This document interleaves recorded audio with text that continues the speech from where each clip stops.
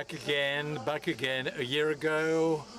We know we haven't seen one another for about a year, so we again here in this amazing rendezvous meeting. To my left, the Lady Mayor of Aix.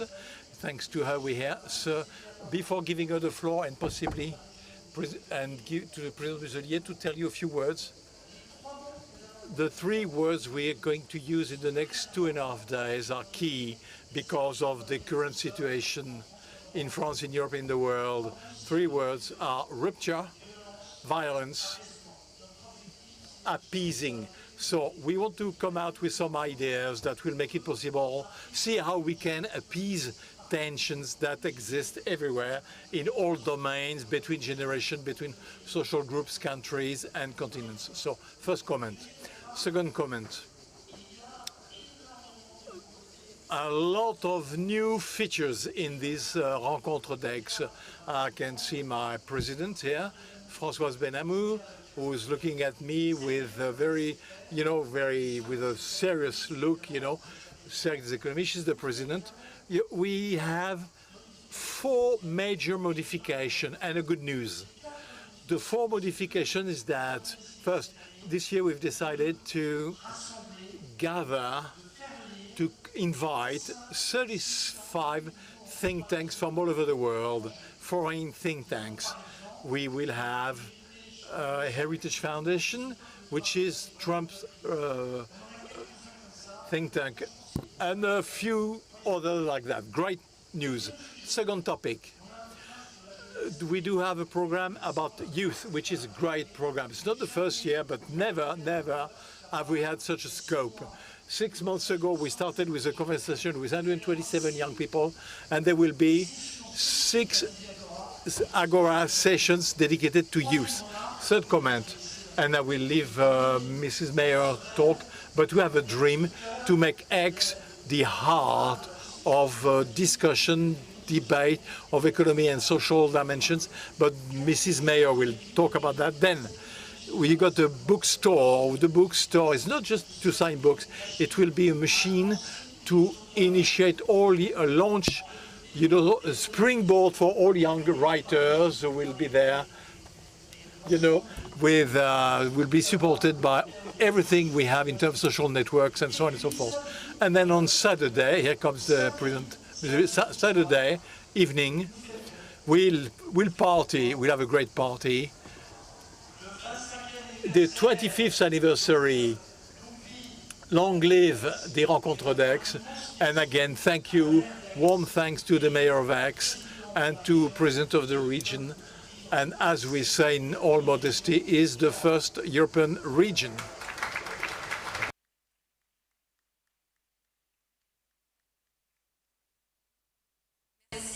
Thank you, Jean-Hervé, thank you very much.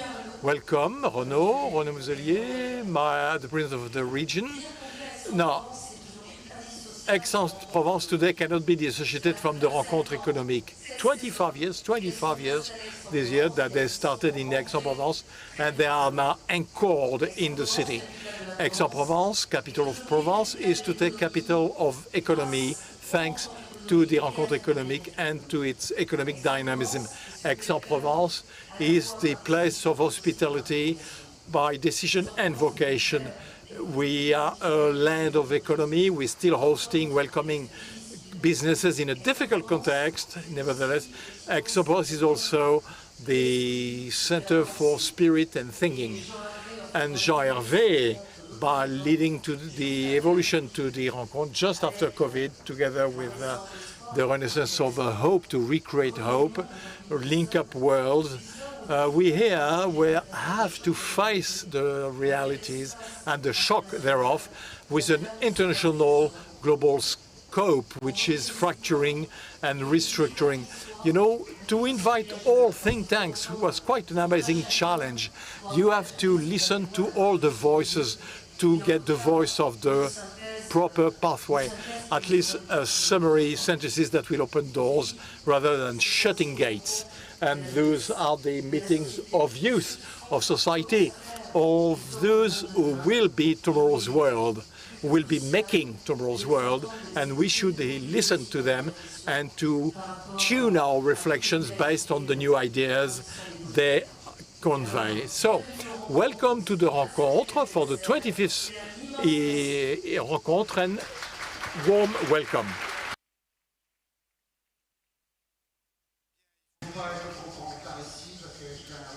Well, with Jean-Hervé, we always start on time, so thank you all for your presence and I do admire anyway the strength of your respective fans.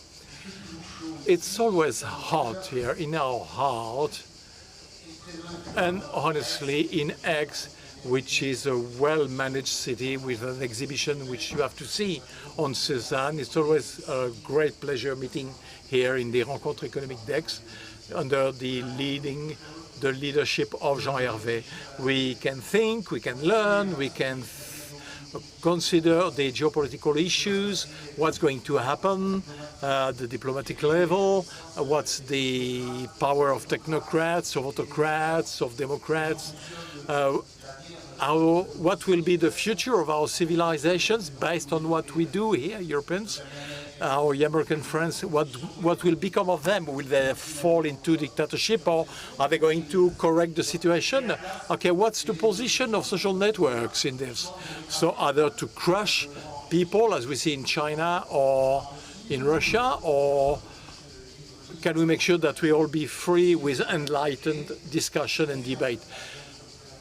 In the region here, we've paid a lot of attention to what is going on in Aix, to the intellectual and the reasoning power of the Cercle des économistes and of the Rencontre économique d'Aix, because we all try, and thank you for the round of applause you delivered during the presentation by Jean-Hervé, you know, the best region of Europe. We are by far and large the best region in Europe. We got an we are an industrial powerhouse, very powerful. We want to, in the fourth État de Berg, we want the first decarbonated industrial revolution.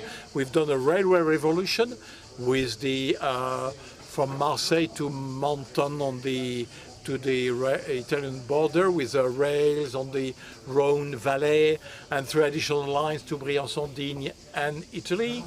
We, within the framework of the first green budget of Europe, not 1 cent come out of the region, and I do it we do it in such a way that we can combine economy and quality of environment and natural park.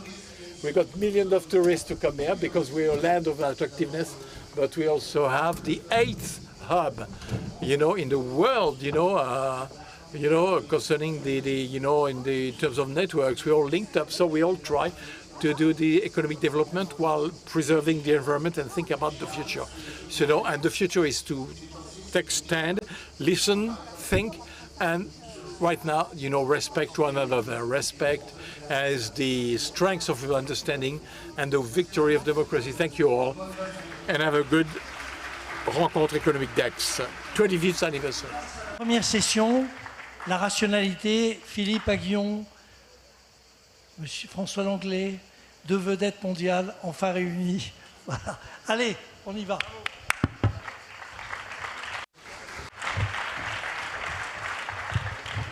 J'ai l'impression qu'on n'est pas nombreux à porter la veste et la cravate. Hein, bon.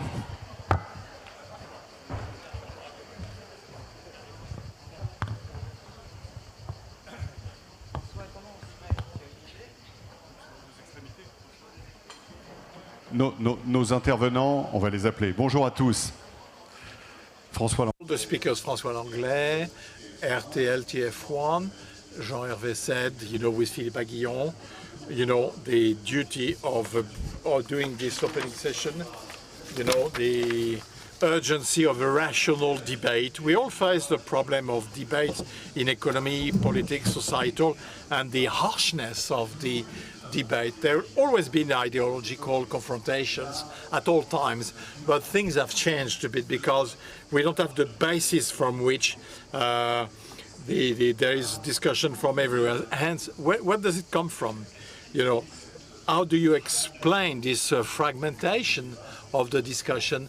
This is the task ahead for us, and I will be with Philippe Aguillon.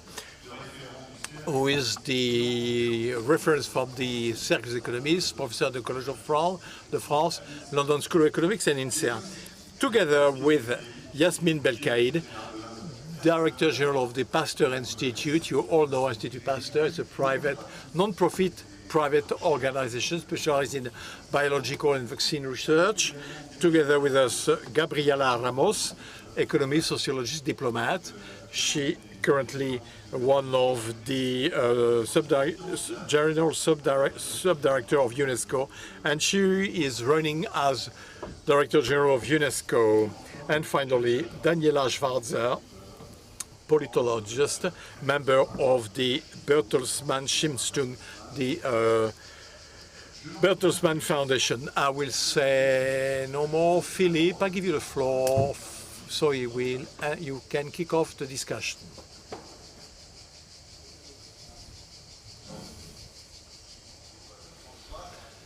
Thank you, François. Lovely to be with you and for you to animate the discussion. Well, at the end of the 80s, there was a collapse of the East Bloc, communism, and the triumph of liberal democracy. And Fukuyama, we said we reached the end of history. We thought, okay, well, communism failed, doesn't work. What works is liberal democracy, freedom of thinking, market economy, and globalization, where you can all work with your comparative advantages. It did work. China became richer and pulled out of poverty. India did so because of this, thanks to this model based on globalization. Not everybody became a liberal democrat, but anyway, we thought there was a hand of history and we would enter an era of peace and prosperity for all. But now we're moving into nationalism, you know, rejection of multilateralism, rejection of knowledge. I was a professor in Harvard. Now Harvard is being blasted by the US administration, and we got a feeling that we're walking on our head. And we've seen the Brexit, the arrival of Brexit, Trump, the rise of nationalism. We overthrow Ricardo and Adam Smith, and we back to the old mercantilism, which says when a country wins in trade, the other one will lose. Nobody thinks that both could win. And there is we very challenge the expert, everything which is logical, everything that is confrontation between theoretical approach and empirical approach. Lord Chancellor, between the Brexit campaign, said citizens of this country, talked about the UK, are fed up with experts, with acronyms, which are supposed to explain what is best for us and who make mistakes all the time. And this rejection of rationality, we see it in my domain, economy. Hostility versus market, you know, market is hostile to public good. To common good, hostility against evaluation, international referencing. I saw Mrs. Le Pen on television. We did a study on the virtue of the vaccine pass. You know, we had a vaccine pass, and it reduced mortality and increased productivity. And the very day when the report was issued, Mrs. Le Pen went on a television stage, and this report is fake.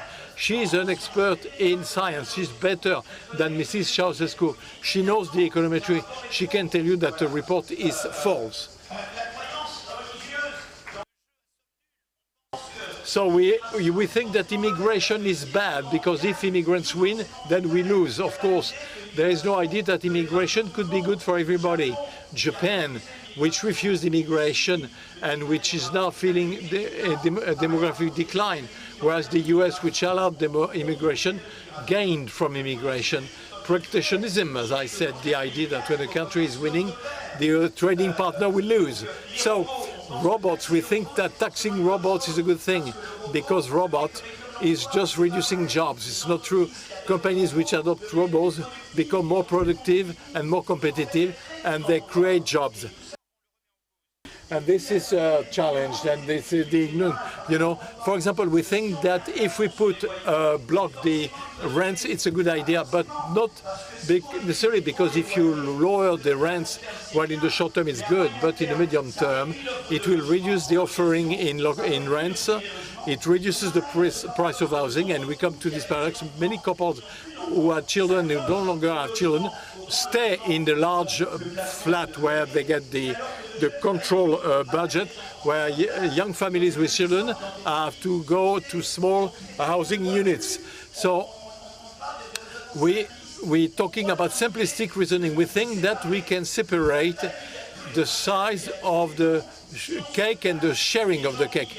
Now, if you overtax people who win money and who work, and there will be less incentive to work and innovate, and it will reduce the size of the cake, there will be less to be redistributed. So, in fact, we blame economists for focusing on the protection of invisible victims while being indifferent to the visible victims. So, I don't want too lengthy, but how can we give a meaning? How can we reverse the trend? How can we get back to reality? How can we give, return to rational discussion? First, we must reason, explain, confront, compare reasoning and empirical. It's the way, not that way. We have to look. So I think this is important. But at the same time, what took place that when there was globalization, we forgot people in the globalization. We increased inequalities. There were people left on the side of the road. In the US, there was the red belt victims, the red states who did not take advantage. They were ignored. And that was the problem. The problem is how can you become more innovative and more inclusive? And I stop this. Europe is great because freedom, democracy is here. The social model is here. The environmental concerns are here, but the challenge is to be more innovative in Europe while restoring nobility to three values: democracy, environment, and social model. And some people think it's antinomic. I think we can reconcile the three of them.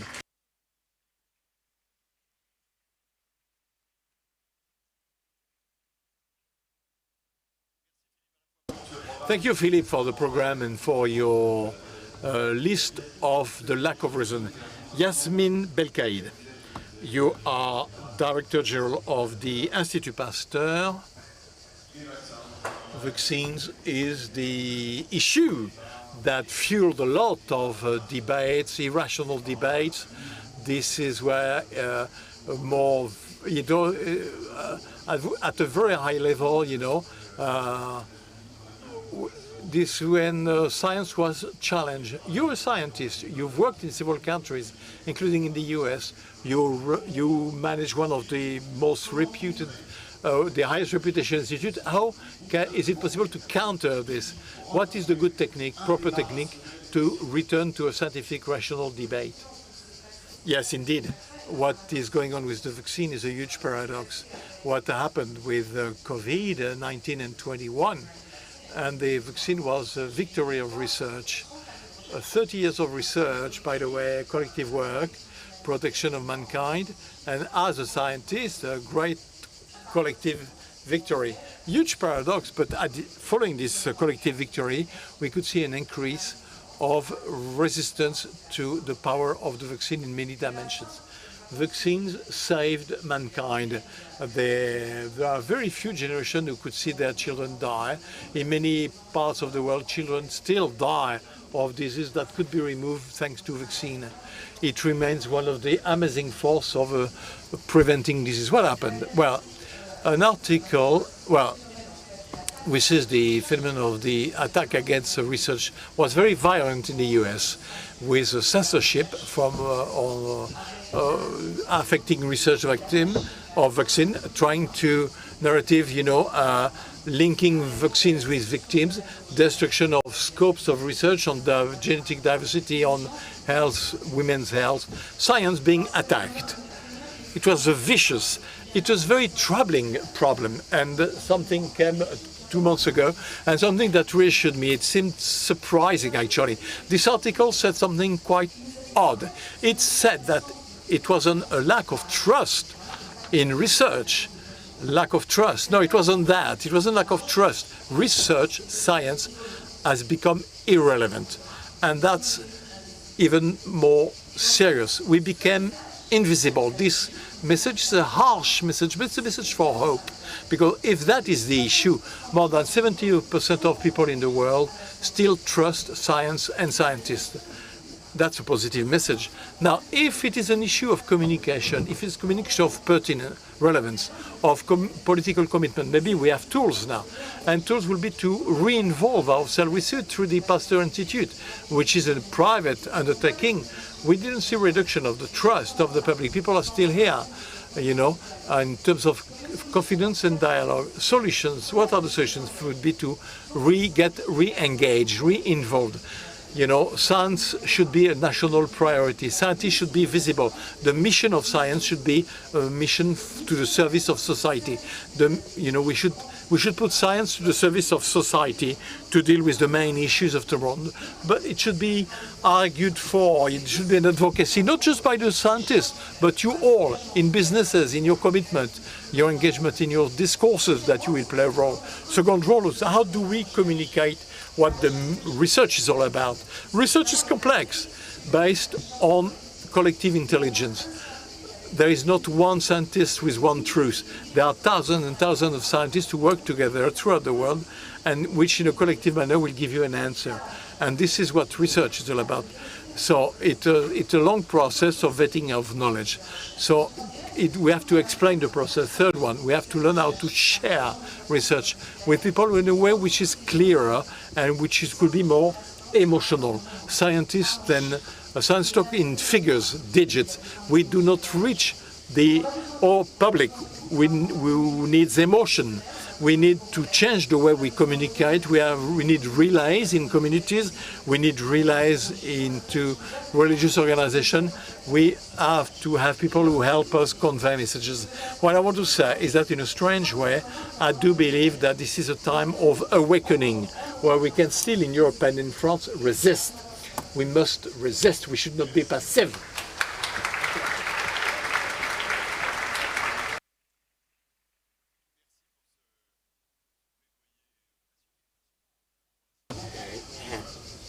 So you give us hope. If you have this, we can have it in our wake. Gabriela Ramos, you're an economist, you're a diplomat, you're sub-director of UNESCO, you know, deputy director of UNESCO in charge of social science, and you are running candidate to be director general. So, international organizations like ours are key players of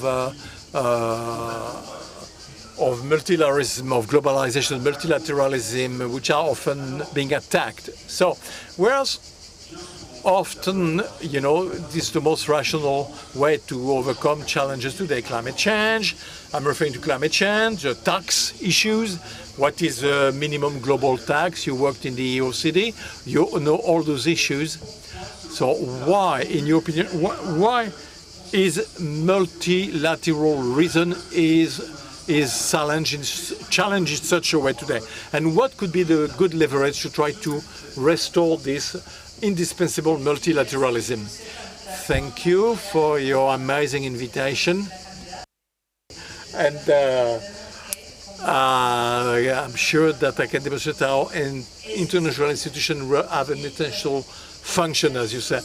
The question is that international institutions sometimes are seen as something which is independent, which will function independently for our society. That's not true. International institutions are a mirror of our societies, of the policy of a country, of the commitment of a country, of the agreement that our countries will sign together. Experienced an amazing moment when we did manage the G20, the reform of international tax forms, the saving of the financial system. So why did this happen? So at the UNESCO, we agreed to have a recommendation from the Ethic on Artificial Intelligence. 194 countries agreed to say it's not a technical issue, it's a social issue. We have to respect human rights in digital world. What's the difference of type of a global agreement and the scope, which brings changes in the countries and what we experience today? Well, you said it, Philippe said it, it's the very negation of data, negation of science, the lack of agreement on the most that we observe every day. If we cannot mention climate change right now, because there are new members of the social community who are important to manage this, and who do not agree because they negate the existence of climate change, well, we face a problem. If we cannot mention diversity, inclusion, inequalities, how can we move on? And if we have apply a dogmatic approach where I have all the answers when it comes to identity, because identity policy which mark our society today, you know, that will fall into the internal discussion. So for me, the key problem is that we cannot agree on diagnostics. So how can we manage a problem if we don't agree? What are the sources of the problem? And this is one of the most worrying topics, because I always agree with Philippe. It's not an issue of polarization of society simply because there is populist leaders. There is the source of the problem, that is the middle class population, all people who've been left on the side of the road, who have a feeling that the economic evolution was not fair. And this has to be dealt with. And I think international institutions have a role, a vital function on all institutions like EOCD, UNESCO, institution of sharing of knowledge, and to try to see what are the sources of problems, shared of course, and to try to reduce the noise we have of viewpoints and to show the solution. I'm happy to be with you here in the Rencontre des Économistes because we haven't made headway in terms of economics of a paradigm different from globalization, of neoclassicism, of these worlds we had in the financial crisis. You know, the economic model doesn't work, did not represent reality. We have to move with a new paradigm, so which concerns not only the measurement of progress on GDP. We wonder how we're going to address climate, but we keep saying that we got success because GDP increases. We have to have a different vision. We have to, in economic vision, economic sense, integration of the environmental impact and social impact of the economic decision, and we don't always see the interest. And I think this is a key point that international organization can apply to have, as you say, a rational debate, and questions should be dealt with if we can no longer have this type of situation which is not sustainable. But I'm glad to say, and I'm proud to know that international institutions have contributed a lot. Thank you very much.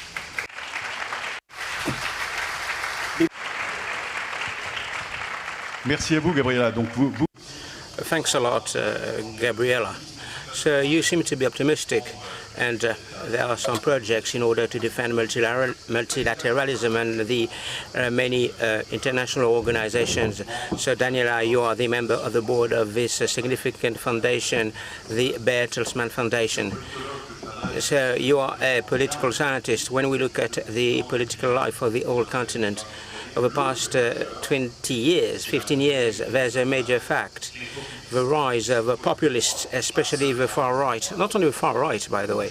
So for you, you've been following these trends on your seismographs. You have a diagnosis that is being made by the politicians. This is in line with what Mrs. Ramos said, but the solutions that are advocated are simplistic. They are too fast, too swift. So what are the right drivers if we are interested in politics? So what are the drivers so that the electors could hear what they don't want to hear, but what they should hear? Thanks a lot for this significant question from a German viewpoint. So over the past few years, Germany has normalized itself. in the sense that there are lots of populists. So 10 years ago, 15 years ago, we looked at France, but now we need to look at what the situation is in Germany in terms of the far right. Lots of people are lost because of globalization, but they are lost because they can't get their bearings with national policies. So the green transition, for many people, it implies lots of costs. And they can't understand that there are some consequences that we need to manage from a financial viewpoint. In terms of green transition, it's a matter of changing behaviors, lots of inequalities within our societies, even in Europe.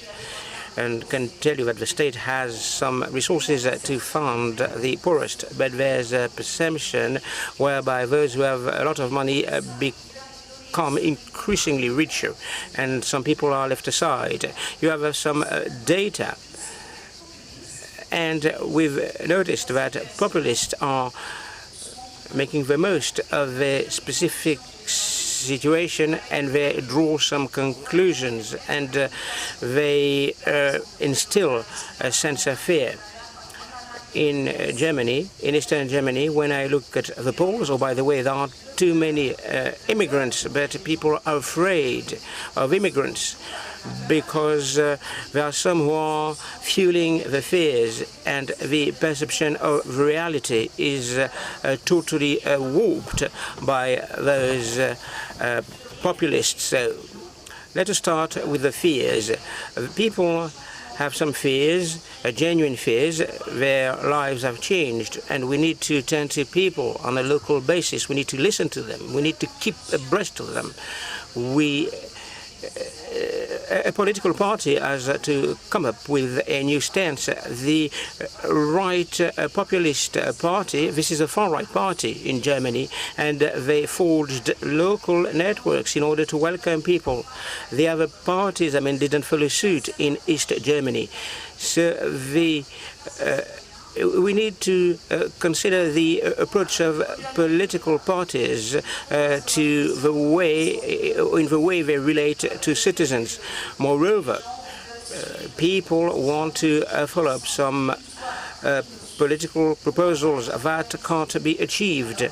It's a kind of illusion, so we need to discuss these positions through democratic means. In Parliament, in the public space, we need to fight, and we need to turn to social networks, because social networks enable young people to be politicized.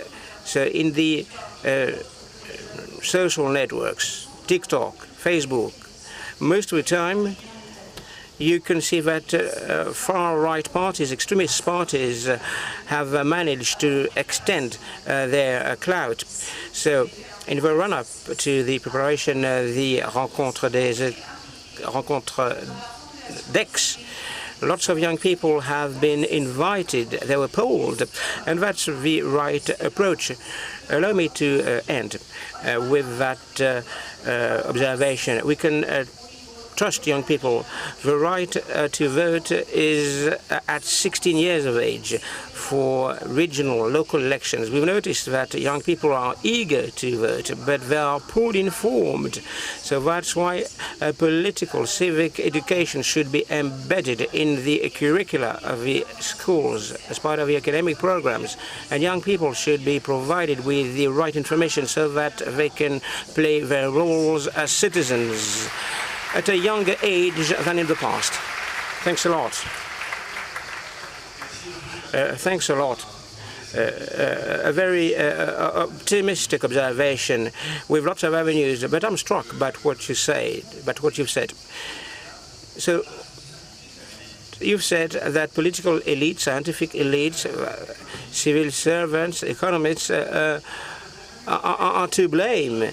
Of course, traditionally, we would say there was a lack of education, but it's even more serious. There is not enough commitment from the elites to provide some meaning to correct the inequalities. Philip, do you agree with that? What is your take on this? Yes, of course.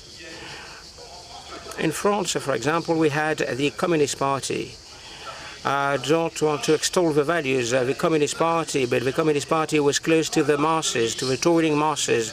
When the Communist Party became marginal, no political force, with the exception of the National Front, who encroached upon the turf of the Communist Party. So the left elites have turned out to be elites, but they haven't turned to the toiling masses. In the US, Trump won because the Democratic Party decided to move away from the poor, from the toiling masses. Anchors didn't talked about people who are not skilled, they have lost their jobs, they are under stress, and the Democrats didn't turn to them. So the Democrats focused on minorities, LGBT minorities, but they didn't pay attention to the fate of those people, unskilled people who were overwhelmed by globalization. The Yellow Vest movement, when the price of diesel had increased, we told people you can live in the suburbs and you have to use your cars. You don't have any public transportation, and all of a sudden the price of diesel has increased. So we don't think that there is another alternative. So bureaucrats didn't put themselves in the shoes of other people. Social mobility in France, for example, when you are the son of a worker, you cannot reach high-level positions. Bear witness what is being mentioned in the PISA results. Social mobility protection when you've lost your job. I would say that we haven't paid attention to those phenomena. Globalization has curtailed inequalities on a global basis. In China, in India, inequalities have been curtailed. Global inequalities have been diminished, social mobility has dropped, and nobody paid attention to this phenomenon. Maybe the Danes with the flexi-security approach that they have. Thank you. Gabriela, a few words. We'll take your questions in a few minutes' time. I do concur with my colleague, but there's another element that we haven't yet covered, the power. Who holds the power? Who can change the paradigm? So there is a low representation, and the economic solutions haven't changed. As part of the situations, there are some inequalities. You have the middle-aged class that is being impoverished. There's a lack of social mobility, of course, but we should be worried about the concentration of powers in terms of wealth distribution and income distribution. In France, you have 40% of wealth for the top 10 income earners. In the US, it is 50%. And remember what Piketty has told us. This trend will increase twofold or threefold. So the economic elites have some power. Remember the good governance academic classes. We should avoid capturing the state. We need good governance. But the economic power is embedded in the state. How do we address this huge power of influence? What is important is to launch reforms that will benefit all the people. Yasmin, when we prepared that session, it is not a linear process. Distrust of science varies according to the different era. As you pointed out, after a war, after a disaster, so trust picks up because the collective sense is important. We need to believe in things in order to nurture the collective spirit. At times, elites are more attentive, more committed, more engaged, and de facto, basically, you want to get the opposition from the different people regarding the big causes. We mentioned the example of World War II and what happened in the US. So mass production of penicillin, there was another moment that was less joyful, the atomic bomb. But I can tell you that science was really powerful at that time. And the US believed in the power of research to serve society. It was also the case in Europe and in France with the 30 glorious years. People invested in research, governments invested in research, and slowly but surely investments in research have dwindled. And before COVID, so investment in biomedical research diminished by 20 or 30% in Europe. France is the country which invests the least.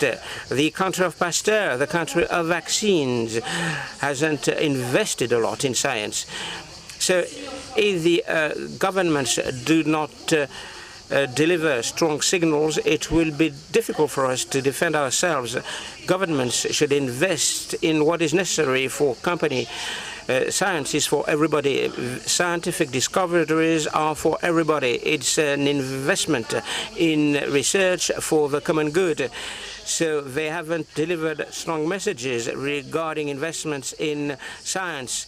So it was one of the contributing factors to the reluctance of vaccines. And there's a lack of commitment from governments. There is quite clear. Danila, allow me to put to you this question. We will take your questions in a couple of minutes' time. So the populists, they emerge, they vanish into thin air. Today we are at the top of the wave. Between the two wars, there were lots of populist movements in the 19th century as well, at a time when globalization was rampant. So there are some clear cycles. You are familiar with all those issues. What are the factors? What are the drivers? And why do they emerge? And why do they disappear, those populist movements? You talked about the situation after World War II, and we've been faced with a war for the past few years, something that we need to realize. Russia has been attacking Ukraine for the past few years, so we are at war, and all the rule of law principles are being shattered. And the rules of democracy have been shattered. An authoritarian country has attacked democracy. So a war, a global war, is still possible. But if we compare today's situations with that of 100 years, there's an underlying change, a structural change. The way the public space works. There's a fundamental change with the advent of social media, social networks. Everybody can communicate in an horizontal fashion, but everybody can disseminate untrue information that is not validated. So there's a big space for creation, for putting forward proposals, a climate of violence and hatred that undermine the underpinnings of our democracy. And I'm quite worried because lots of people are committed to political life or to societal life. And these people have told us, I don't feel like doing that. I don't want to be immersed in a situation whereby I make a proposal and all of a sudden I will be threatened. I will be the victims of violence. And there are lots of people who don't want to be parliamentarians, members of parliament. We talked about the elites. I do agree with you, but it's incumbent upon each of every one of us, to broach the principles of democracies. So if we want to get an open debate with divergent viewpoints, it's like science. We have to make proposals, we need to argue, and we have to provide evidence. And if we cannot do that within our friends, our relatives, in the city, in the village where we live, we will be losing out. The cornerstones of democracies will be shattered. And why do we have a specific issue, a specific problem today? There are lots of new developments and changes on a global scale. There's a systemic change. Our economic model is being challenged. I've talked about the lack of communication. I've mentioned the security order that is being disputed. And there's something lacking, a political vision. How can we improve people's lives at a time when there's a digital transition, an environmental green transition that is required and pivotal? Allow me to launch an appeal to the young people. There are lots of ideas being nurtured in different fora. People are taking the lead with new ideas, and we need to look at those new trends together. Our elites, but also the future generations who will be building a new way of working, a new societal model. We should come up with a new model. We will be lost out with our fears, and we will be fueling the viewpoints of the extremist parties. Lots of questions I can see. Is it possible to give a mic to all those who want to speak? So a brief question, and you can introduce yourself. Jean-Pierre Darmon. I'm a lawyer. I'd like to turn to Mr. Aguillon. I do share what you've said, Mr. Aguillon. Nonetheless, if I listen to your conclusion, it is anxiety-driven. You haven't provided some answers to the questions and issues that you've put forward in a brilliant way. A brief question, please, says the moderator. You mentioned repeatedly the word elite, an elite. Do you know what is an elite? An elite is the selection of what is the best amongst things and people. It's a minority group of people who in a society have a great position because of social qualities. Do you think that the elites were up to the tasks? So the answer is in the question, I would say. But briefly, what can you tell us? There are lots of people who want to put some questions. I believe in Republican elitism. It's a great value. We had a system whereby everybody could get access. And then people would embrace different careers, but I think that everybody should be given some opportunities. And we don't have Republican elitism. The social ladder is being curtailed. When you come from a modest family, in all likelihood, you want to be able to get to senior positions, equality for all, and I'm in favor of social mobility. All new talent, all skilled people should be able to undertake. There's something that is bad when you have an existing elite who prevents others from climbing the social ladder.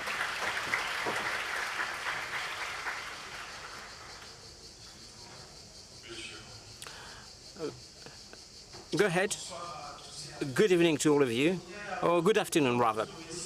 Can you introduce yourself? Gildas Larcide. First of all, I'd like to thank you for the appraisal of the situation of the past 500 years, things that we haven't seen, but things that we've inherited. A question to Mrs. Ramos. As part of your program, because you want to run for the director's position, what are the values in the program, the values that you need to bequeath to the young generations, how these values are embedded in your manifesto as you are bidding for the top position at UNESCO? There's another person who would like to speak, but let's listen to Mrs. Ramos. Thanks a lot for your question. I was not prepared, but let me share with you. If you consider my program, it is based on 3 different values. Inclusion. Of course, we have to make sure that people can get access to quality education. We invested a lot in education, but we have not necessarily invested in quality education, access to culture. You can enjoy culture if you can afford it. That's not fair. Then you have the second I, innovation. If you look at the world, there are lots of new scientific developments, AI, nanotechnology, synthetic biology, so we need to seize the opportunities of scientific advances, and we need to support science, but impact is important. So we need to change the lives of our citizens. Impact is key. That's why we need to change. Gabriela, go ahead. Oh. I'm Christian Conan, the president of the ESCP, an association of economists.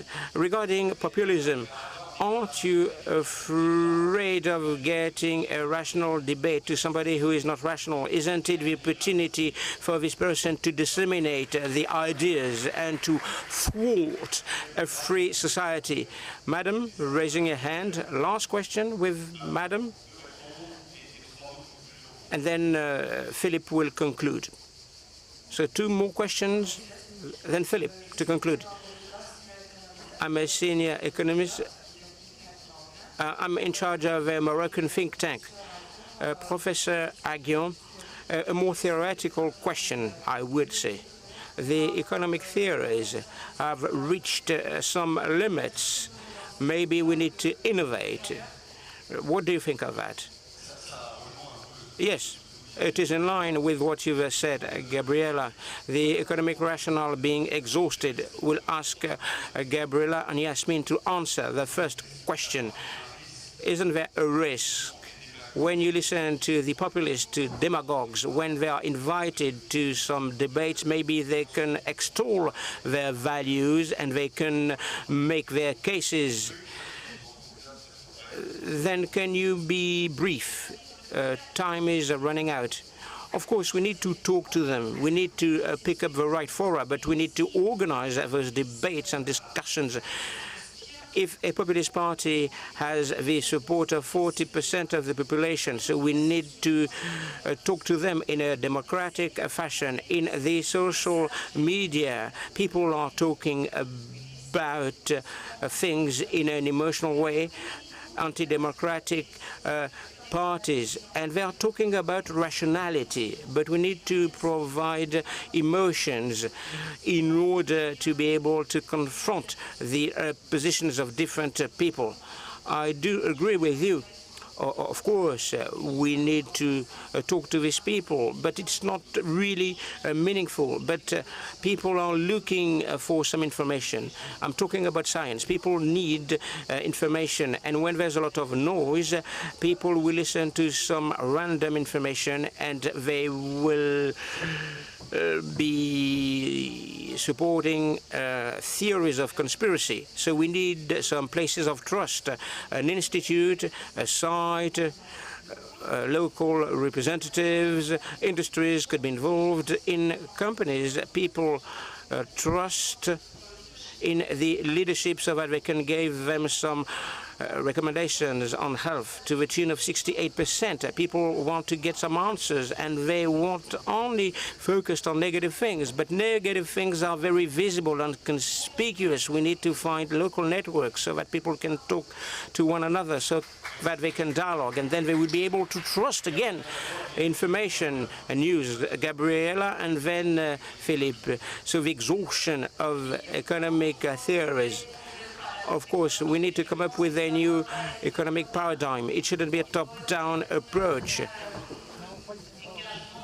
What is important is to liaise with civil society. We need to liaise with young people, with people who are not necessarily knowledgeable, because these people can provide us with some concrete answers.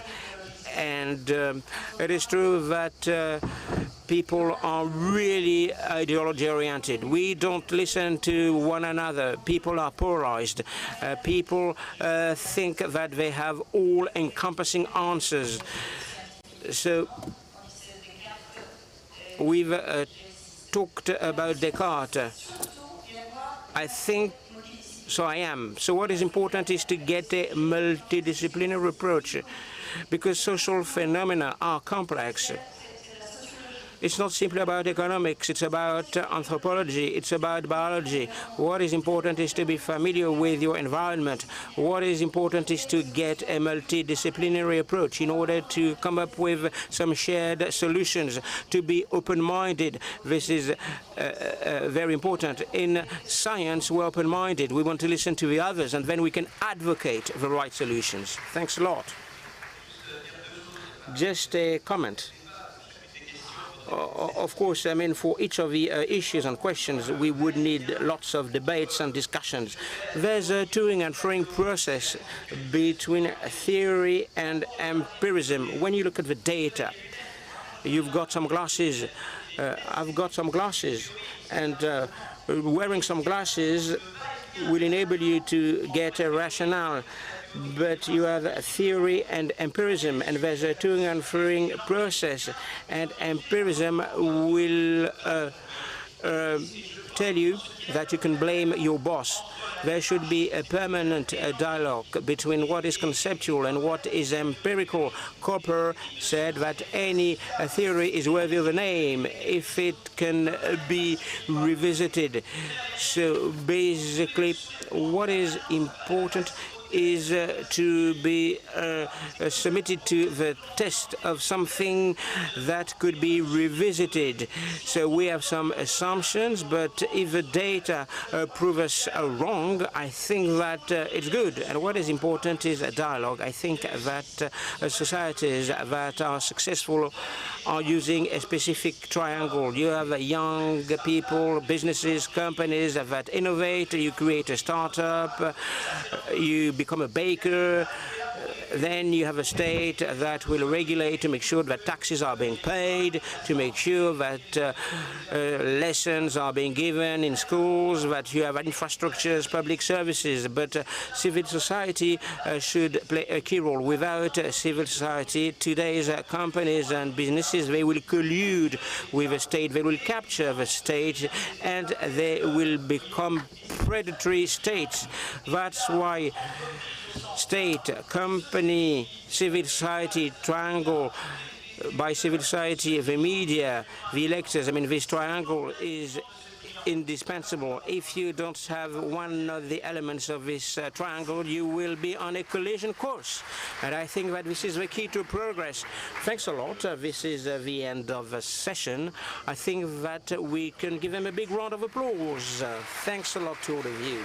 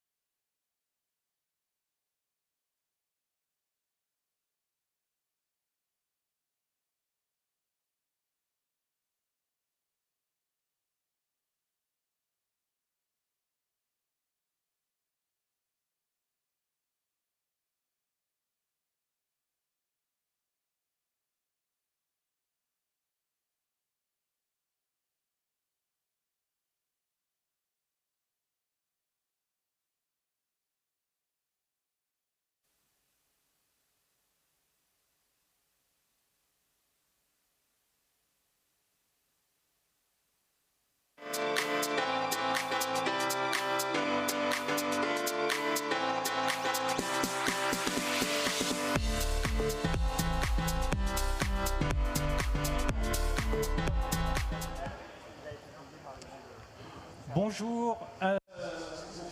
Good afternoon. Thank you to François Langlais for this introduction, which was really very interesting. We're really delighted to be with you this afternoon for this first session, which we have called Information, the Clash of Narratives. I'll be moderating this session, and I am a journalist and editor-in-chief of Correspondance de la Presse. So we have with us today Melissa Bell, who's a senior international correspondent for CNN. Then to her left there is David Larramendi, who is chairman of the executive board of the M6 Group. Then to his left we have Pierre Louette, who is chief executive officer of the Les Echos Le Parisien Group and also president of the Alliance, the General Press Alliance. Then there's Stanislas Niox-Chateau, who's the chairman and chief executive officer of Dr. Lib. And then we have Tidar Vald, who is director for partnerships and government affairs for the International Fund for Public Interest Media.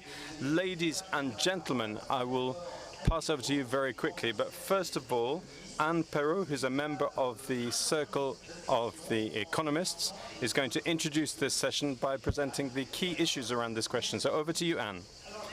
Thank you, Tanguy. So the Clash of Narratives is the title, which takes us to the instrumentalization of information and of news, which of course takes us back to the first session. This has been a phenomenon since the beginning of the press. It's always a question of what are we talking about and who's speaking, but this question is back on the agenda because, well, it's the economy, stupid. And that makes sense at this event, of course. The information that we receive and the way that the news and the media work has changed significantly over the last 15 years. The way that news is brought to us through Google Discover, other platforms, gives us a succession of articles with a few lines. Sometimes there are videos, even when these are press videos, and consumers like this. You can see the success of TikTok, and consumers are really massively and in the vast majority very satisfied with this because they can just read this on their way to work, and so they've stopped signing up and buying the press. They've stopped also looking, they've also stopped watching television in a standard traditional way. So this has, of course, caused great upheaval in the media, and that's why it's important to understand this in order to understand the situation the media are currently in today. Media are platforms that bring together audiences which pay often for the content from the press or from television. And then there are also advertisers. And so you can see that the drop-off in this standard two-way approach has caused a change because the advertisers are investing less in traditional media, and now they're investing in digital platforms.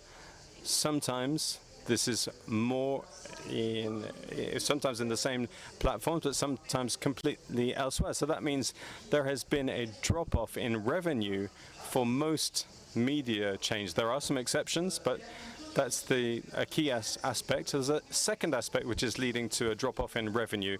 Google and Facebook, who are the key players in digital advertising, they've integrated a whole number of functions called ad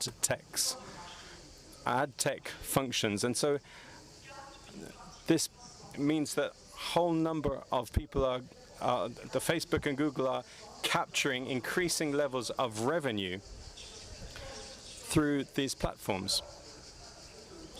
So this means that advertisers are investing less in media, but even when they are investing in media, an increasing amount of the investment is going to Google and Facebook. So there's this very significant drop-off in revenue is the first layer of the challenges for media, and the second level of the problem is linked into our discussion today, is that the traditional media are being challenged by other forms of news, or maybe kinds of news. So we could talk about, in France, Brut or Hugo Decrypt, which are a style of providing news which is relevant perhaps and of particular interest to the younger generations. But there are also on the market people that present themselves as being people who are providing news but are actually influencers and are getting a lot of attention. And this is a problem because influencers are playing a great deal on the fact that platforms appreciate content that brings together listeners and a wide audience because of advertising.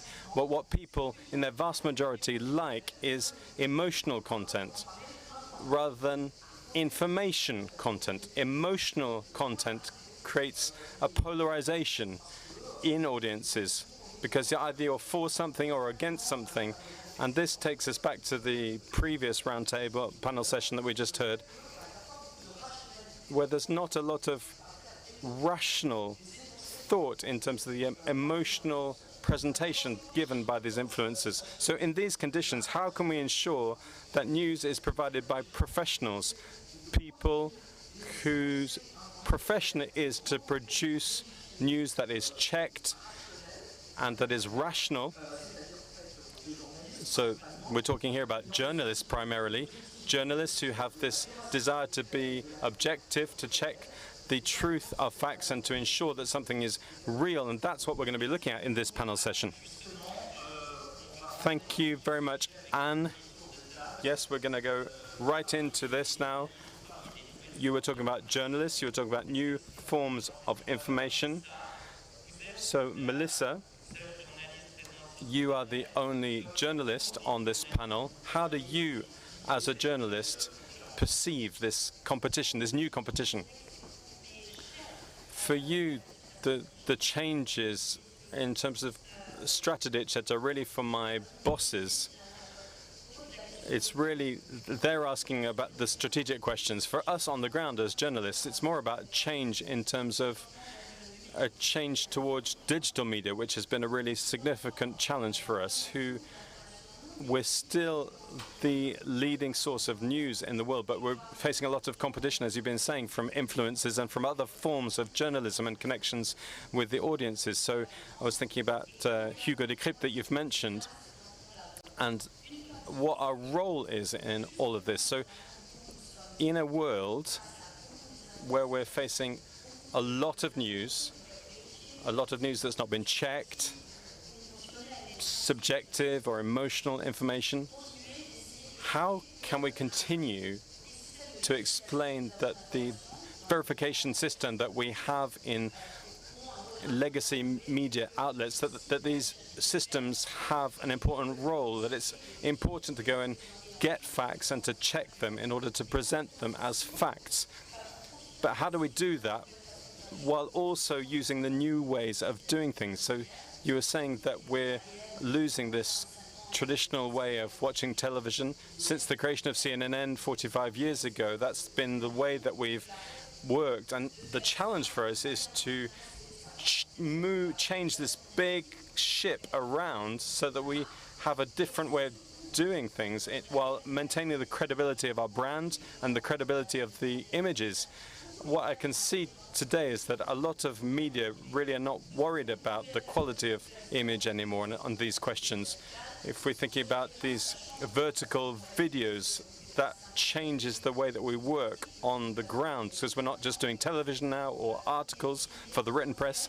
Now we're filming everything that we do, every mission that we're given. Whenever on the ground, we use our telephones to film sort of vertical images, which requires a fresh creativity from us. It creates a new kind of link between audiences and journalists.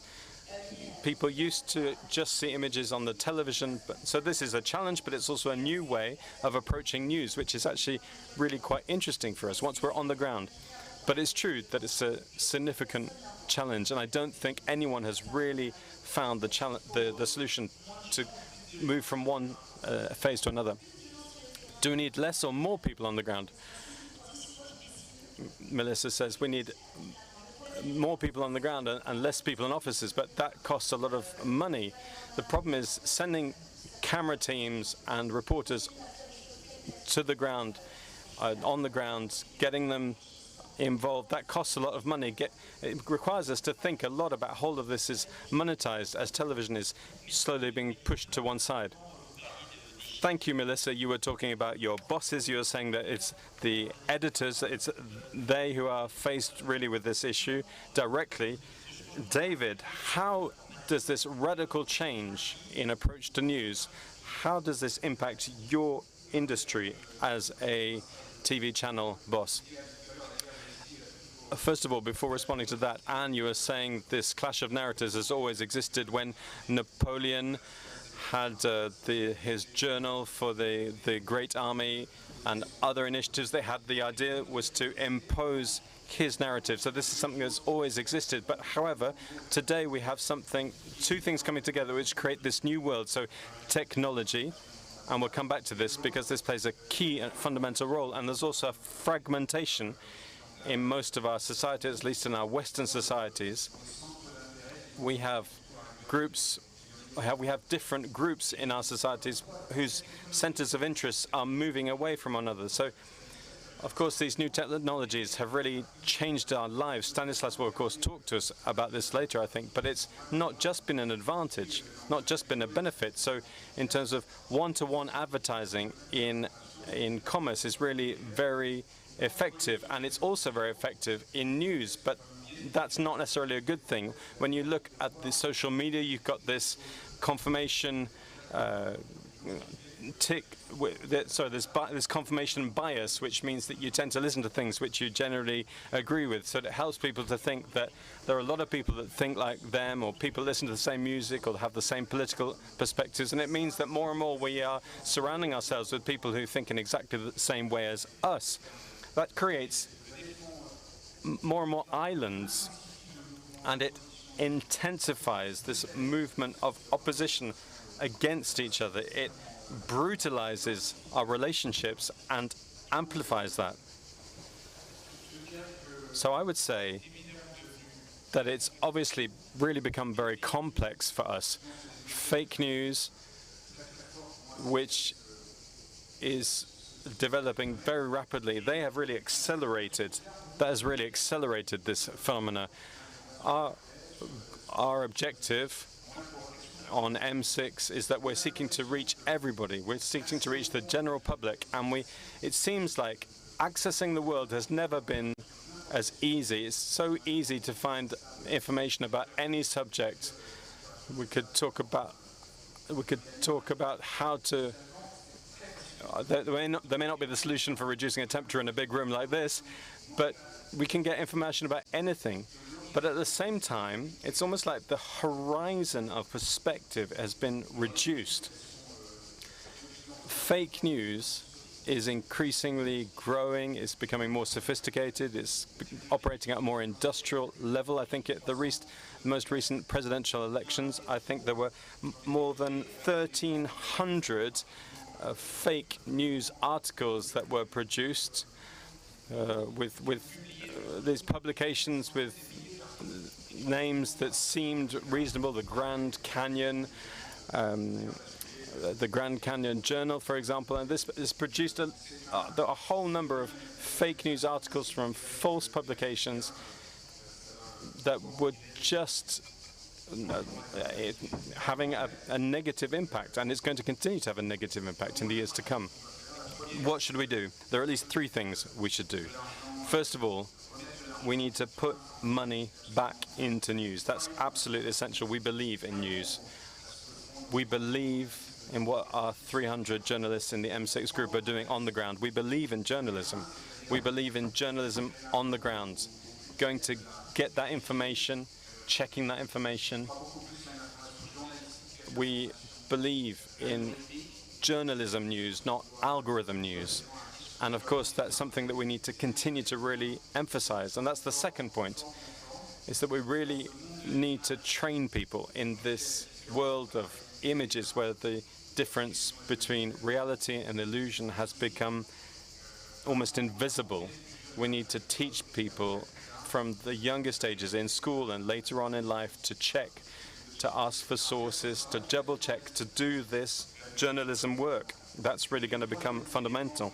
And the third aspect, and I'll wrap up with this, is that we need to really, authorities, economic players, political players need to really understand that this is first of all, an economic battle, an economic clash between the United States and China. We used to be ahead in this world, and now we're behind. We really have no place in this environment. You need to know that 92% of the data of Europeans is stored in US databases. We need to bring an end to our naivety. We need to understand that this is a technological war. Europe as a continent needs to stand up and move forward here. Thank you, David. You were saying it's an economic war. We have a former auditor of accounts from the French Court of Auditors here. Pierre, how do you see the economic role in the media over the last 20 years? Well, first of all, I just want to say I totally agree with everything that's been said just before. I wanted to talk a bit about the journey of written press publications and what we need to do in order to make sure this journey continues well beyond. So we've often talked about a journey, and I think this term is a good way of summarizing this whole story. We are doing a journey from Gutenberg to Zuckerberg.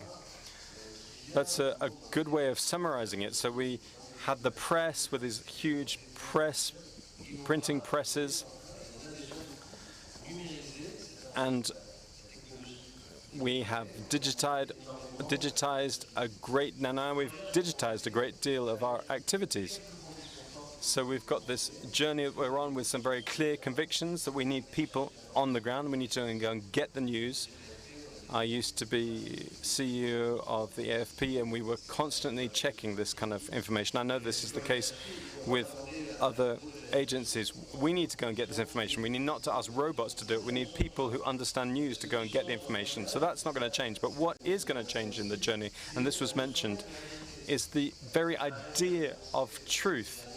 It was said last century, at the end of the 20th century, that truth will be, and facts rather, will become an object of debate. And we've seen that. We've seen, thanks to the creativity of our friends over the Atlantic, this idea of alternative facts or counterfacts, or this idea of facts that are opposed to a truth that we don't want to recognize. So this is something we saw coming, but it's a change in our journey, and this journey which is taking us to the digital world.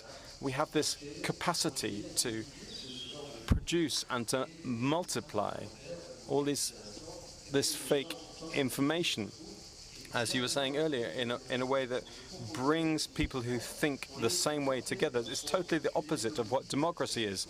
We are strengthened by the opinions of people who have the same opinions as us, and this is a really very complex journey. You asked me to talk about the economic aspect. What we are finding is that we're losing people who are buying newspapers in a newspaper kiosk. When you have the opportunity, I would really invite you to go and buy a newspaper from a newspaper kiosk.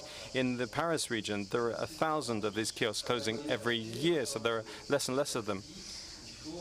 If you have you need 3 or 4 digital subscribers to replace a paper subscriber. That's another economic issue. So the economic paradigms are really very challenging. And then another thing which has really changed in our economy is the intermediation that we are now subjected to. In digital technology, we could talk about CNN, it's the same issue. In digital news, about 70% of our traffic, people who come and visitors don't go directly to our address. They don't type in Écho de Parisien. They go through a search engine, which is sent through.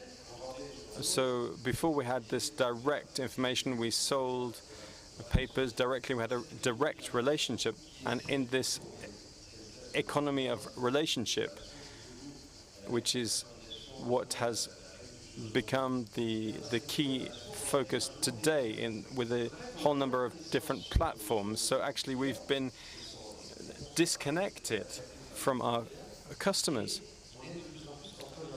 And so we're more and more in the hand of intermediaries. 2 days ago, I was reading an article about the development of traffic on big websites in America.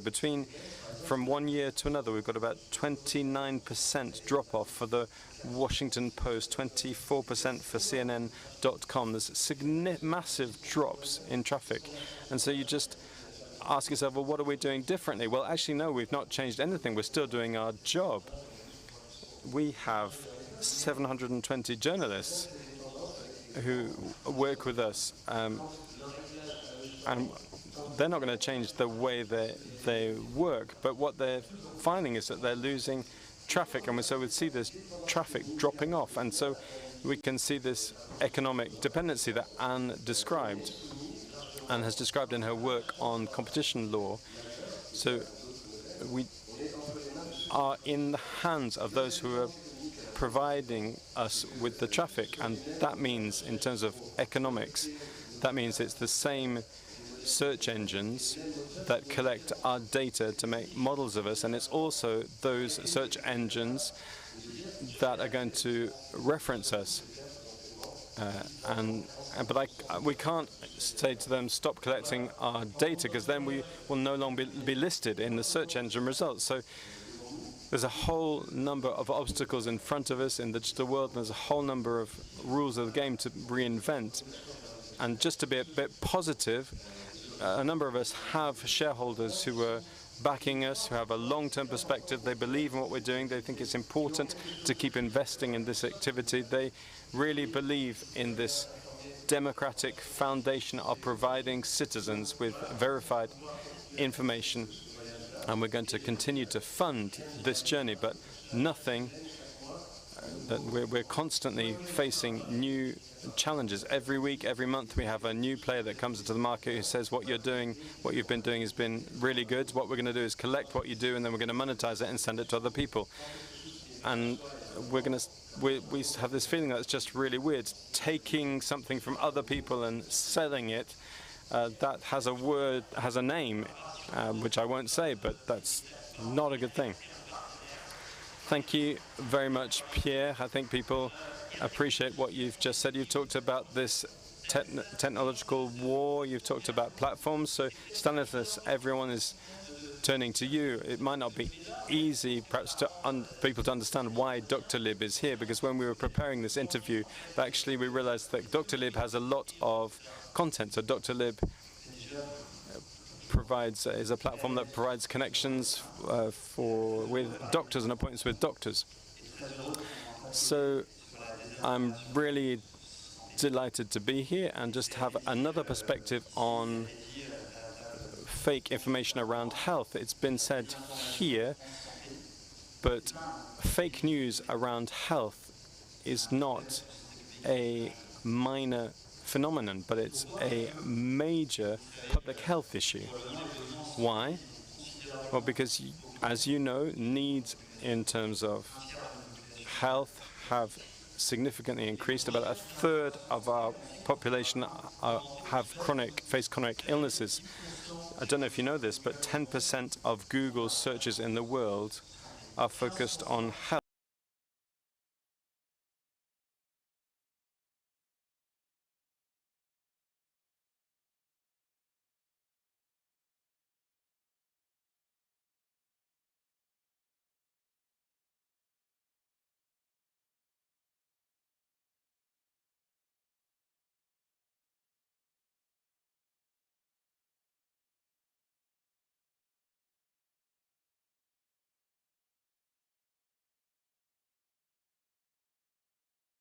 This information, this is a wonderful thing. It's going to allow us all to be in better health. But there are two problems with this, and this has been said already. 40% of information about health on social media are false. The problem is that the algorithms of the major platforms in this world are promoting engagement. They're promoting simplicity as opposed to the veracity of facts. And in the scientific world, this creates a significant issue around health. This means today in the world there are children who are not being vaccinated.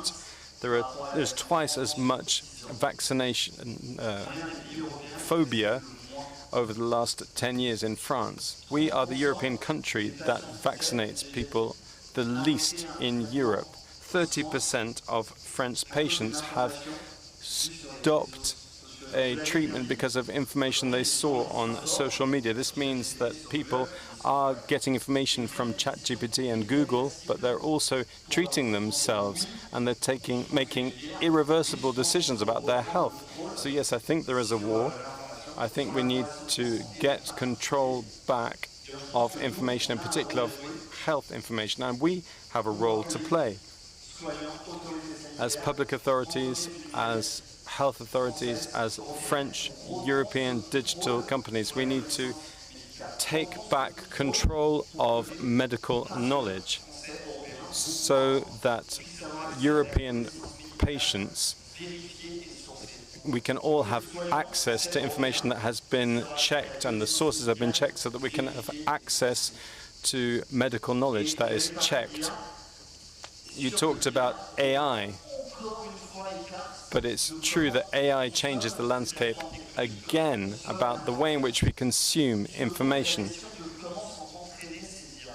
The question about how these AI models are trained is the information that comes from Gemini, from Mistral. Are these models trained on medical data that has been checked? Are they assessed in terms of checked medical protocols? At this time when there is a massive consumption of these agents, I think that in France we have a responsibility to take back control of healthcare information. So that we communicate to the patients and to the caregivers. And is this too late to do that? No, it's not too late to do that. The AI revolution is happening now. For once, we have one of the first technologies in the health sector in terms of practitioners and patients. Do I drop down the guard in front of Google and Apple? No. Do we all need to work together? All the people in the specialties, patients, caregivers, practitioners, to get back the control on the information on the health data? Yes, I think we could do it because algorithm and the veracity and the algorithm will never, and the information will never replace the veracity of facts in the health sector as any other. Thank you very much, Stanislas. We're going to conclude this first roundtable now with Tidar Wald. You're bringing an international focus because I believe that the International Fund for Public Interest Media operates in 30 countries. Can you present to us what this fund is about and how you see things, maybe by bringing us some concrete examples to the table? Thank you. I'd like to echo what Anne said at the beginning. There's no much more publications. There's no more advertising. So we're looking at a phenomenon. David mentioned it. The kiosks were closing down. Pierre, sorry.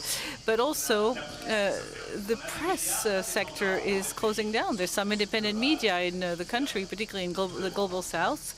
They close every month. So we've created the Fund for Public Interest Media. It's a fund that invests in independent media in countries such as Moldavia, Ukraine, Armenia, Georgia, because in those countries, since there's no more advertising, there's no more readers, and the media are closing because there's no more money coming in. And what happens? Well, some autocratic regimes, as you all know, are invading the market with fake news, with their own media. We talked about the Herald, there's the Boston Times. Who've heard about Boston Times? Boston Times, once more, is a fake media that was created by Russians, but the name sounds like a media that you would know. And throughout these media, we're trying to contact the audience and to be an intermediary to give them some fake information. The problem is particularly difficult in countries such as Moldavia or Ukraine, Georgia. Moldavia, for example, is a very small country.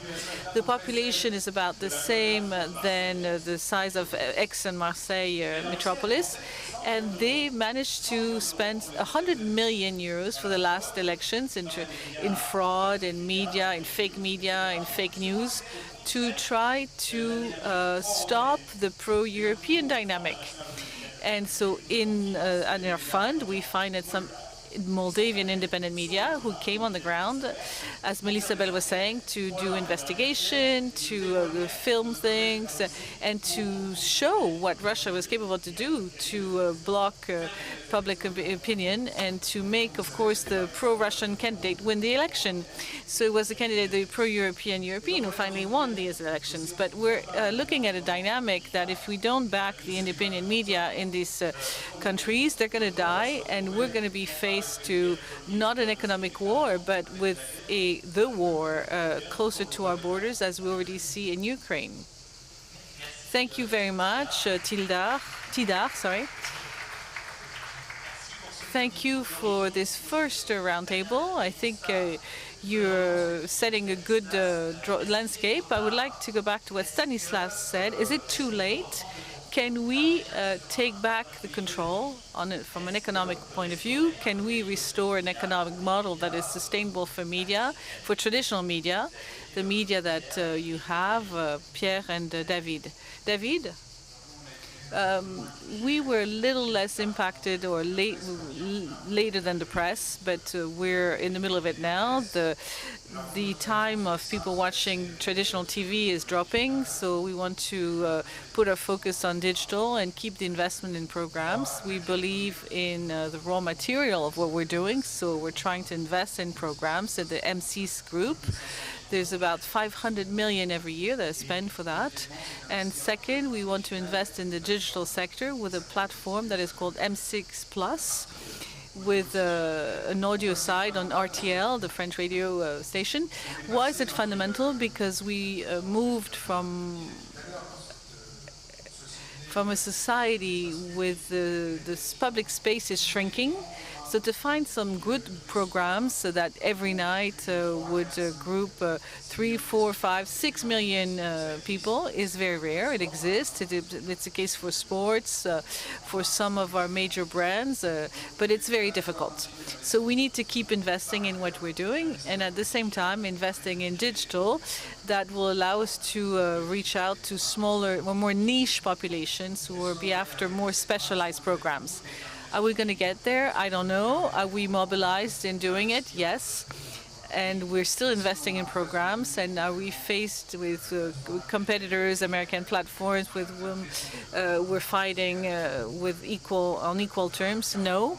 We have an admin framework, of a regulatory framework that was built in the 80s that hasn't really evolved. And the world has evolved, and we're still, I could talk about it for hours, but I think I would bore a lot of people if I did. We have an answer of a political answer, and there's a gap between the timing of technology, the timing of business that is faster and faster, and a regulatory framework that is not evolving at all.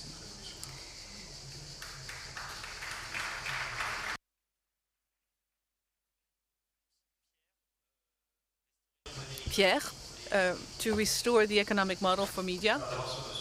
What is your take on it?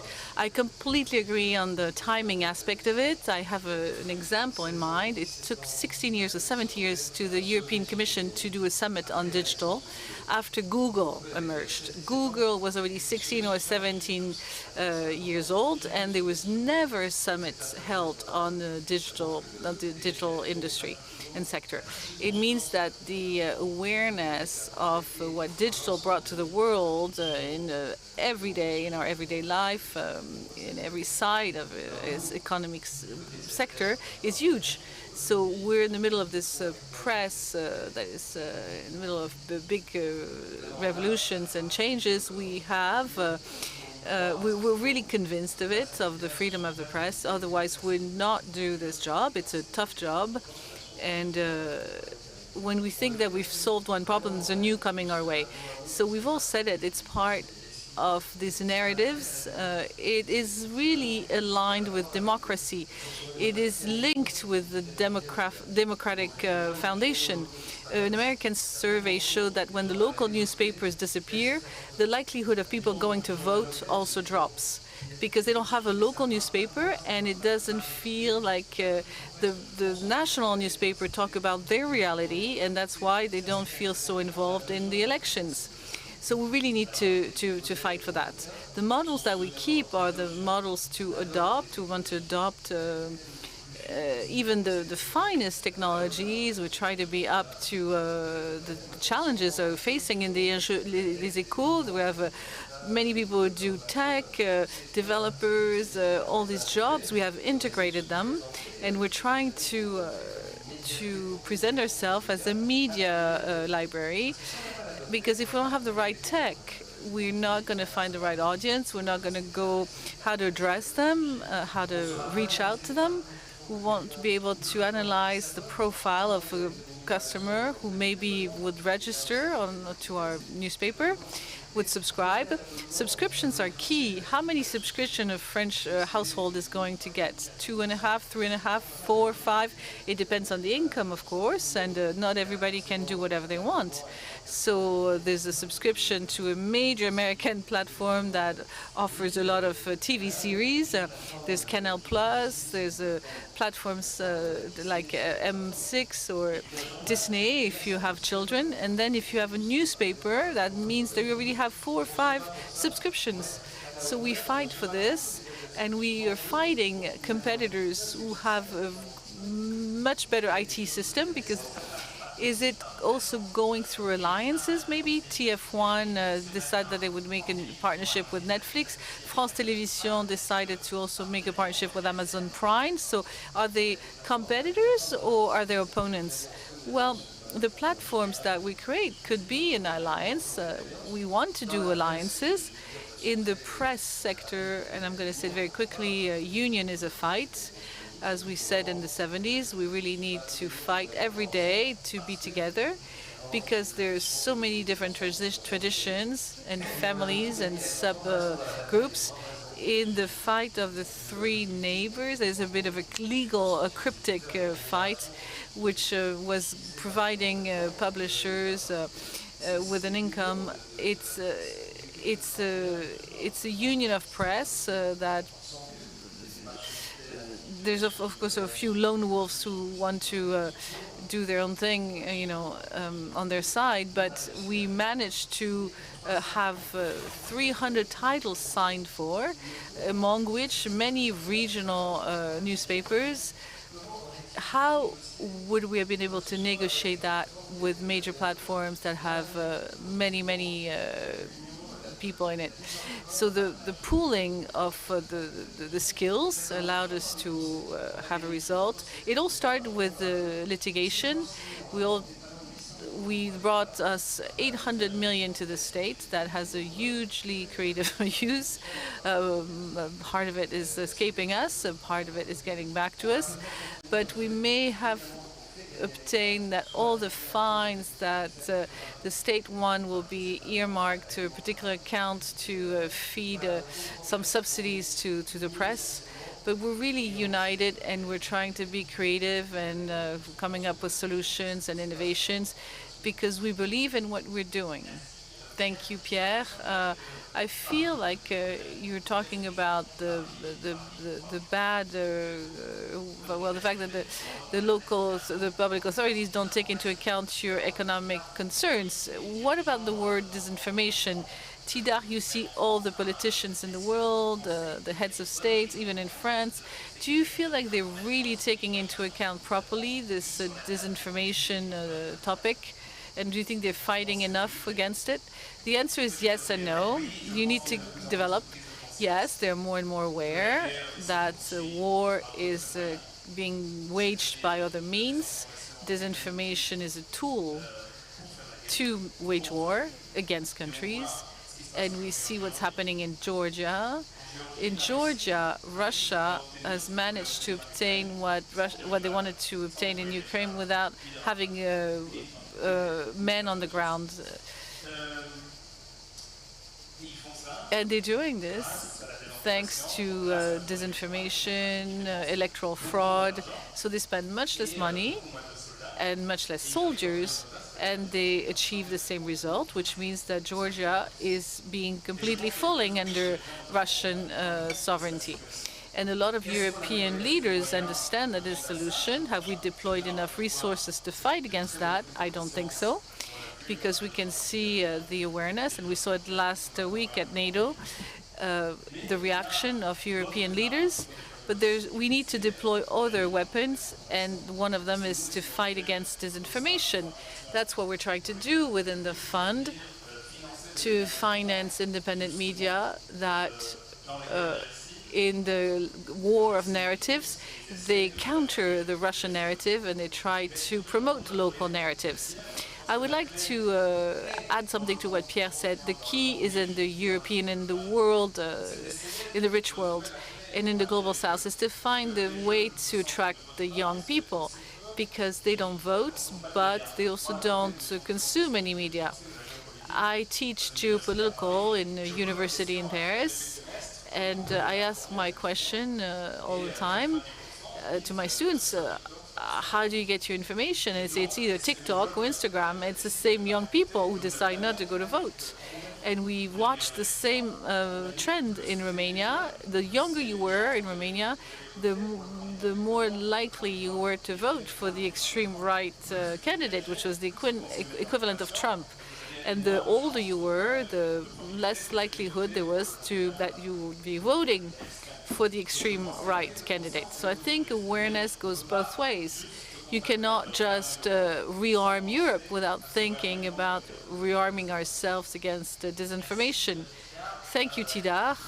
Stanislas, the state is calling on you for disinformation campaigns as well, right?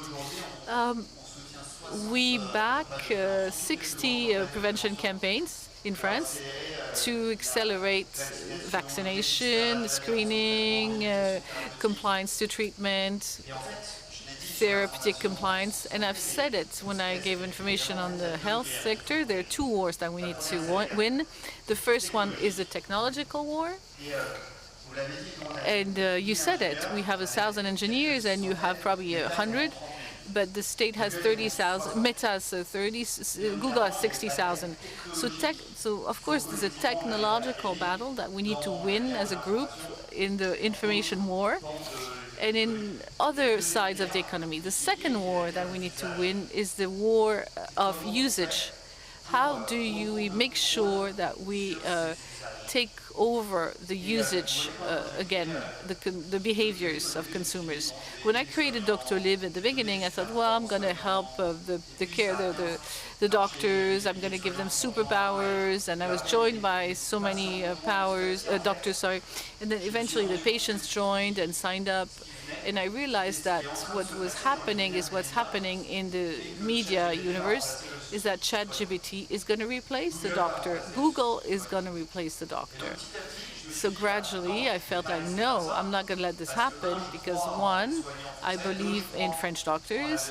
B, I believe in the medical truth, and I believe in a model that is different. So I decided to invest in AI, in information on health, because we're really helping the French people to understand their health better. So let's fight not to make sure that nobody takes over, that ChatGPT and Google don't take over. So do I accept that the patients are getting trained on Instagram and TikTok? No, but I'm not naive and I know they do.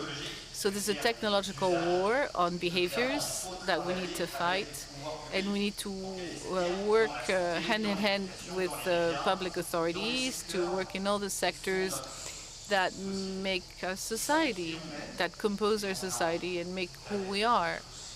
And we should be joining in this war because it's far from being over.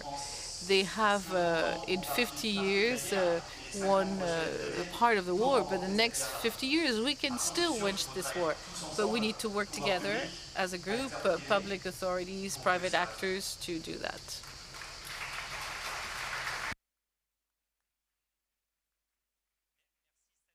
Thank you, Stanislas. Melissa?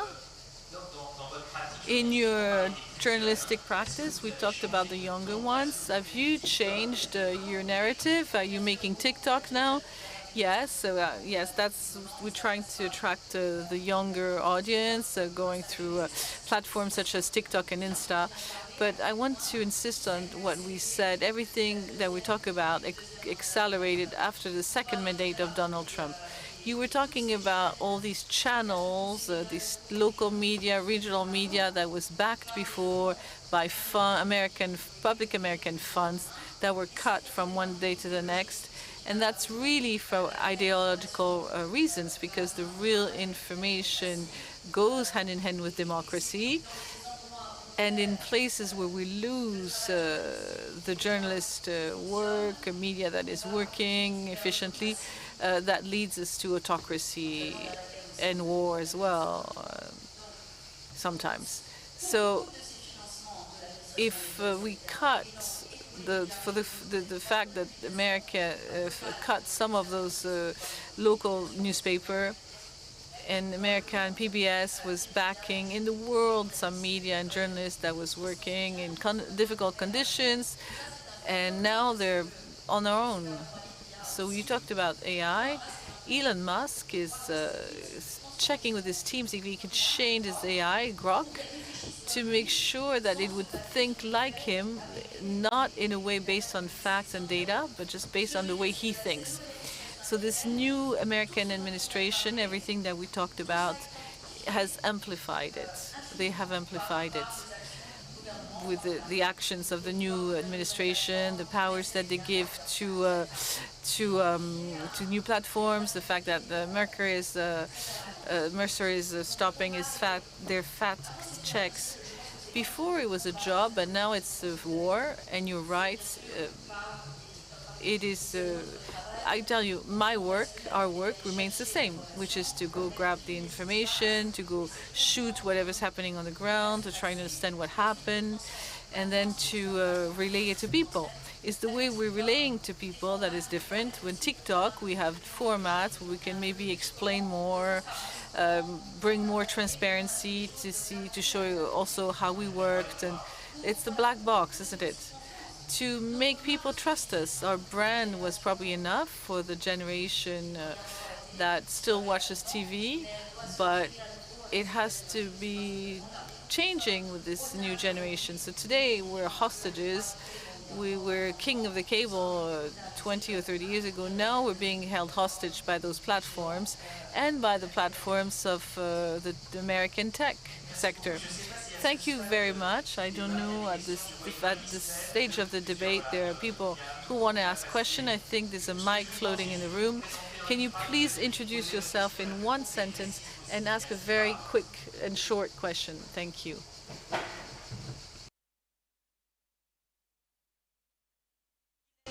Guylaine Alajoigny, I'm an administrator at the newspaper Le Monde.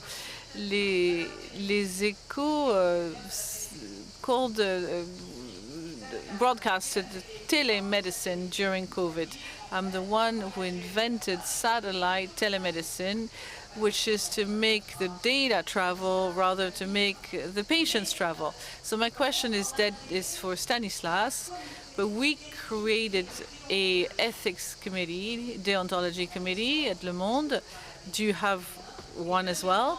And second question, if we talk about disinformation, de Maron, when we asked him what are the major dangers of the world in '93, he would reply, disinformation, disinformation, disinformation. So we need to restore the right, and why not an international court against disinformation? Thank you for your question.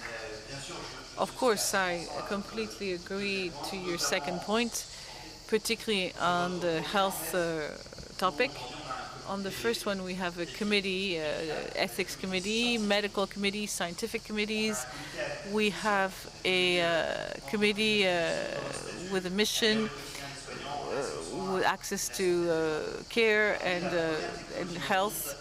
We're the first technology to co-construct with doctors and petitions. And we have 200,000 doctors who build it with us every day. So it's part of the reason why Doctolib works so well and is so popular. And I'm talking only about my sector, but I really believe in the fact of building something with the doctors or the actors of a particular sector. And it's one of the keys. If we want to win the war of usage, we need some great technologies and we need to focus on people. It may seem a bit simple to say that, but we really need to focus on patients, or in my universe, or on people in other universe. How do we make the life of these patients better?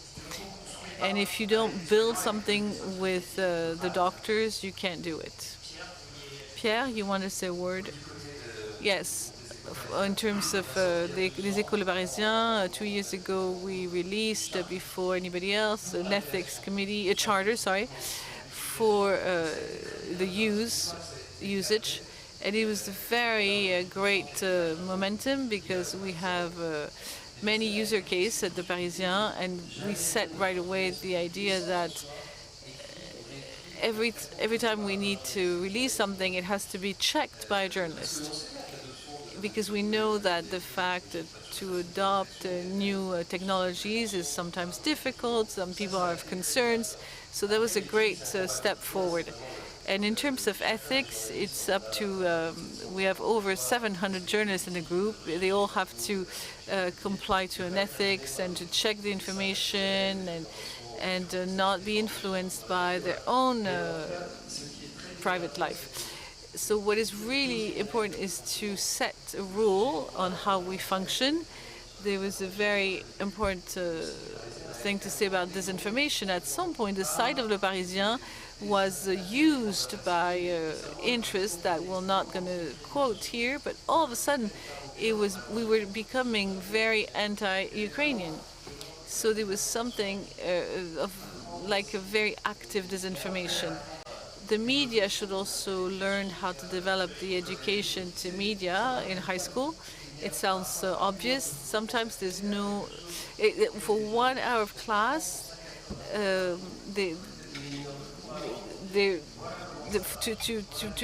teach them about it, to teach them about the cognitive bias, to teach them how can people use the disinformation techniques. We need to train them.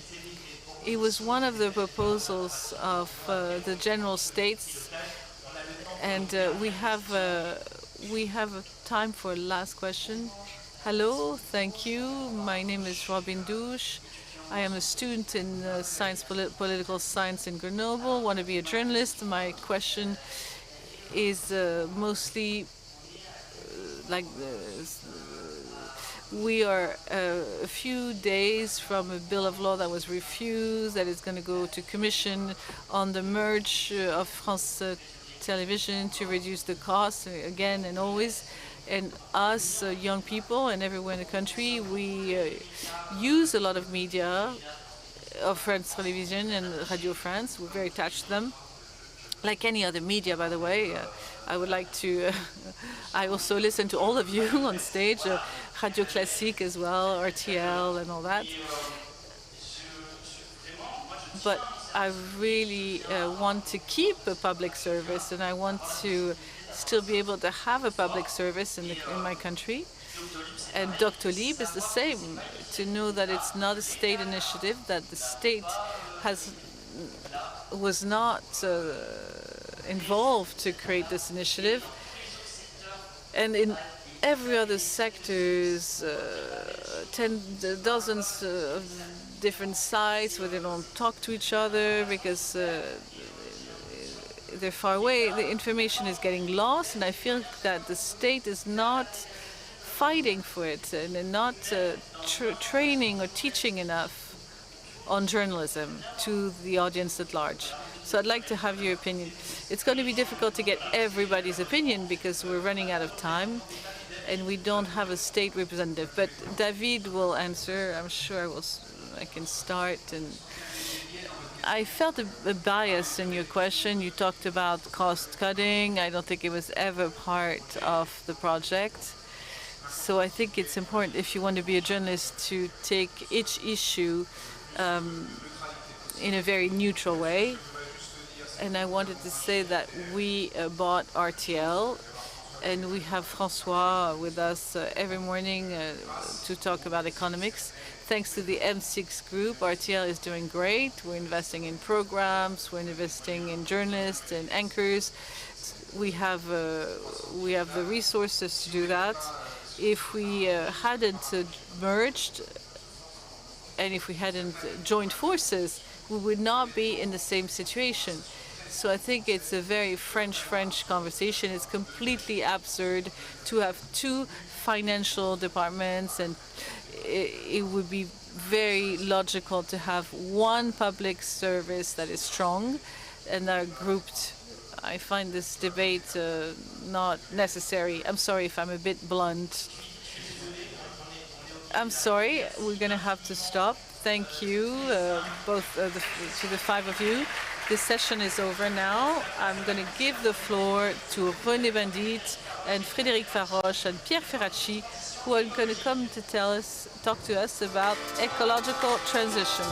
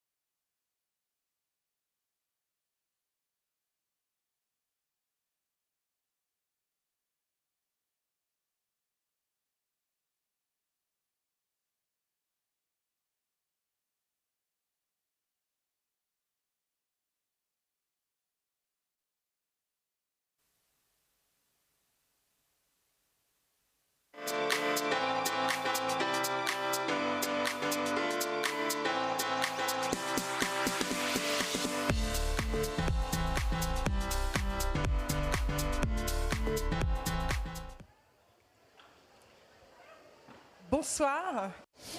Good evening and welcome everyone to come back to a key controversy. Is a fair ecological transition possible? I'm René Mendy. We were talking about media and social media earlier.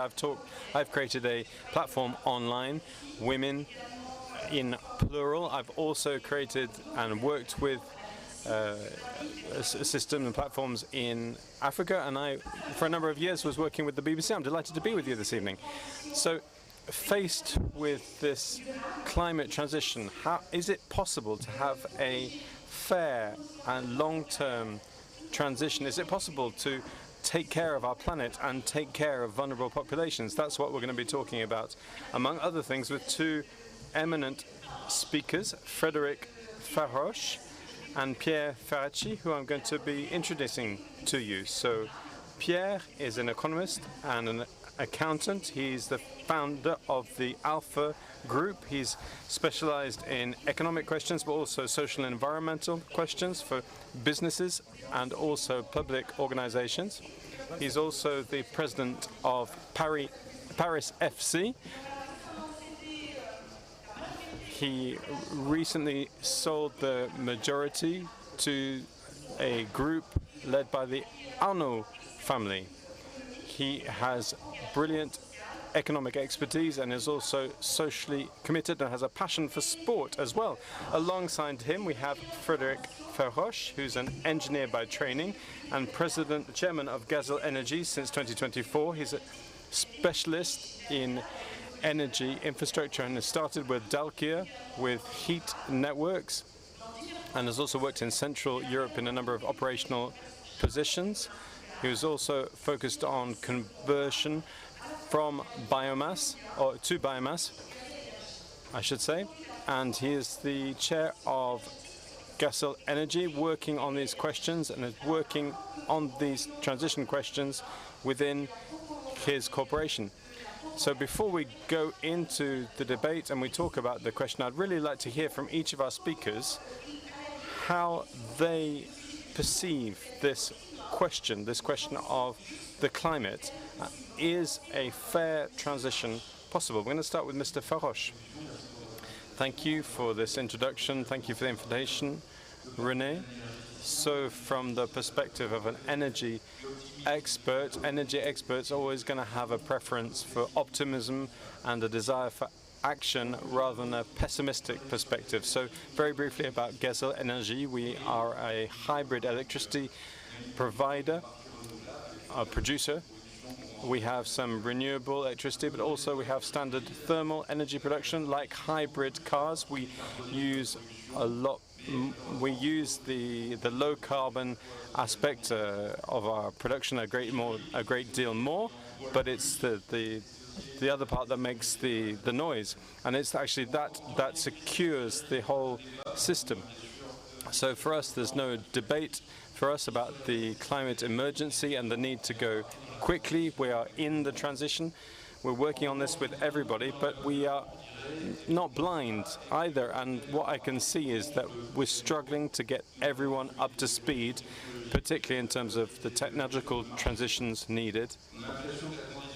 We have this sense that the technological transition is going quicker than people are able to keep up, and quicker than our organizations and our employees and even some of our customers. So just a few figures. The ecological transition is 150 net jobs created out of 8 million impacted. So there's a positive balance here, but I think that hides the key issue. We are in a sector that is starting to destroy jobs because conventional jobs are disappearing before we create jobs in the renewable sector, and we're recreating less jobs. Perhaps also in terms of the transition from conventional energy, so photovoltaics and wind power, we're struggling with people who are changing sector, and I'm not even talking about creations where we have a circular economy approach and a broader transition. So the transition here is not always well aligned with the social aspects. Another figure for Gazelle Energy, I've been with Gazelle Energy for 18 months. 70% of my time is focused on social issues. This is a consequence of the decision to come out of coal, which was made in 2019, which has been postponed a number of times by the crisis. So I would say experience shows that we need to stay prudent. 6 years later, we're still thinking about social aspects. Is that right? It's slow anyway. Okay, so you'll come back to this in more detail, but for you, you agree that there is an emergency. But the question is, how up to speed are we? How about you, Mr. Ferracci? Well, good evening, everybody, and thank you for supporting the first impacts of climate change with a smile and with the sound of nature here. And I would say that we are not well underway in this transition. I would say that also if the transition isn't fair, it's not going to happen, or at least we won't hit our objectives. We don't learn. What I'd say is that we are not learning from what has happened and what has happened in the past. I think there's too much of a fundamentalist approach. There's too much of a fundamentalist approach from an economic perspective. I think some shareholders and leaders, business leaders, have not understood that the transition was going to cost a lot of money and that we had to give up on some profitability objectives which are just contradictory to the environmental transition. There is also some social fundamentalism. We need to know how to modify employment structures associated with environmental transition. And there's also environmental fundamentalism. Going too quickly without thinking, as my predecessor said, if we don't think it through, we're going to start going backwards.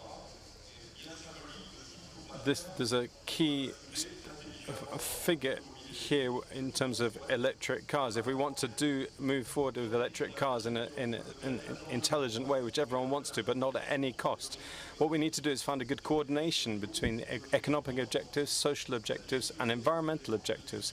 The challenge is that the decision-making centers are a whole number of different places, in businesses, within nations, within Europe, within the world, with different types of COPs. And bringing this all together to do something balanced is really very challenging. There's two examples I've just mentioned. One is the idea of the automobile industry. If we go too quickly, we'll start going backwards. But we can see the objective of bringing an end to the thermal combustion engine by 2035 is not going to be possible. At least it's not going to be possible at a reasonable cost in terms of impact on employees in businesses, the social aspects. And then what happened as well 5 or 6 years ago with the yellow vest movement, we sometimes forget that people went on to protest about carbon taxes. I think that most yellow vest movements, most of those people are worried about the planet and about the future of their children, but they protested nevertheless.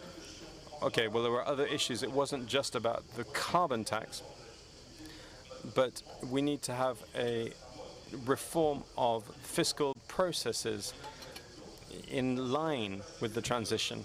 If we miss this protest movement without learning the lessons, and we've done nothing over the last 5-6 years, we will fail in the future. We need to find solutions to move forward.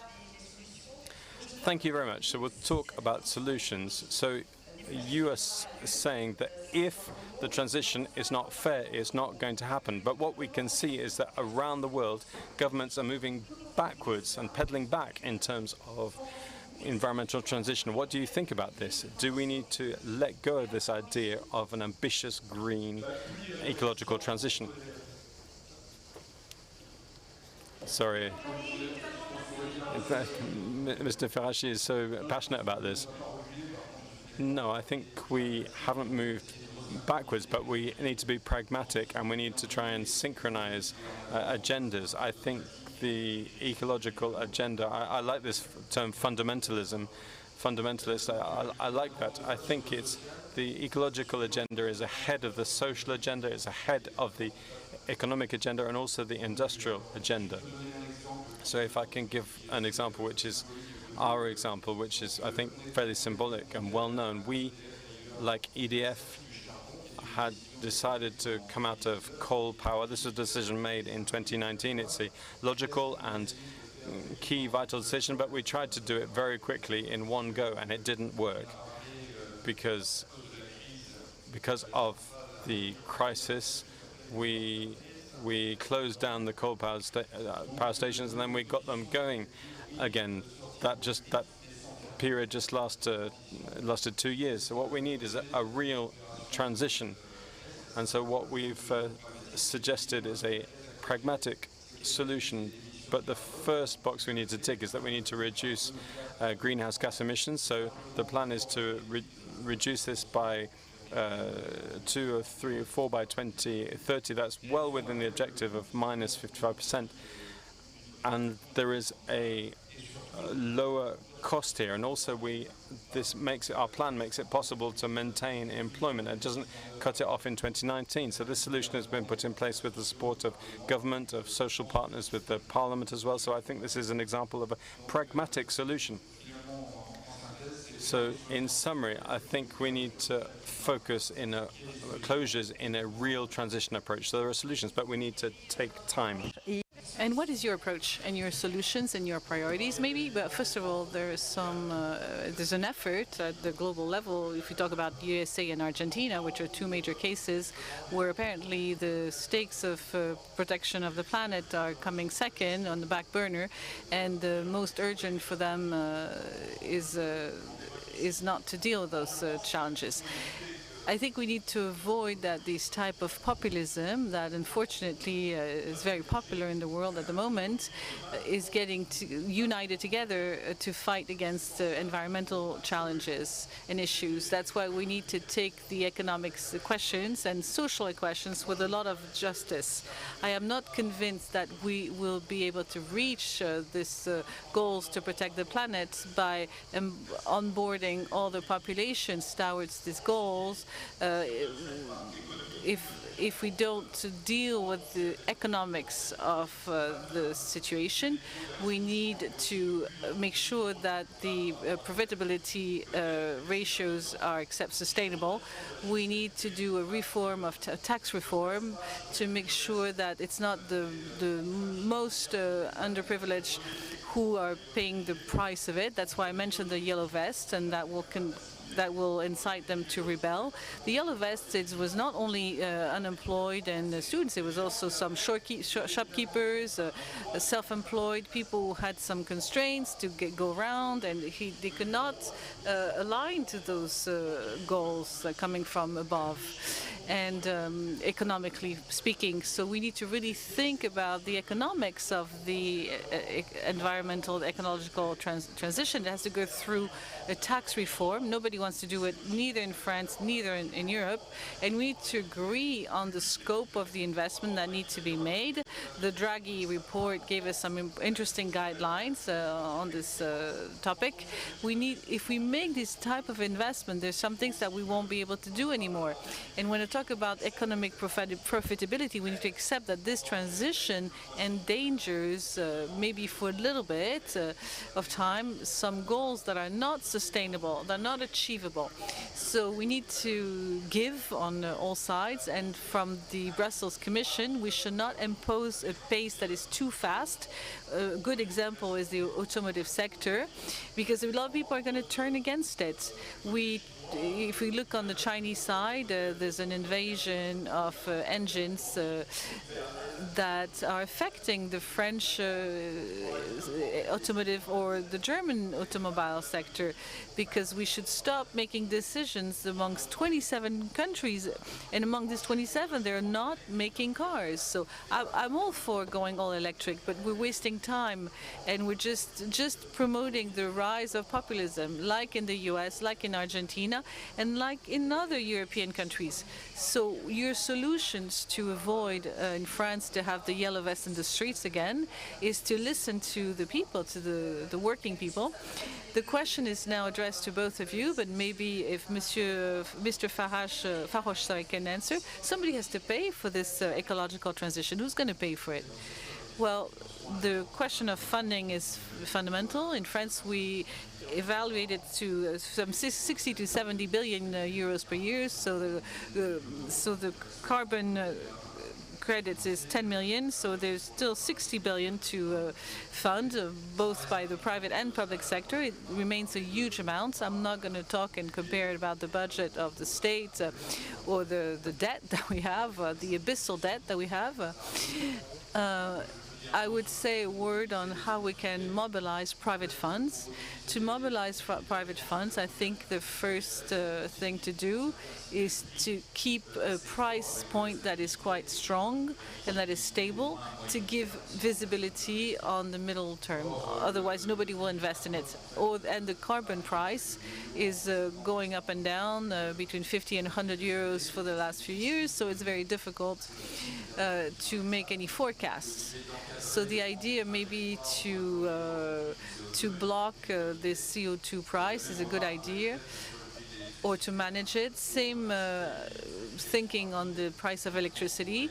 That would be a good way to contribute to the reduction of CO2 in France. Without a clear price message, it would be very difficult to implement. And also we should promote energy storage, because we went full speed ahead in renewables, and we already have excess energy. And that costs money. So before talking about the cost, we should talk about the overcost.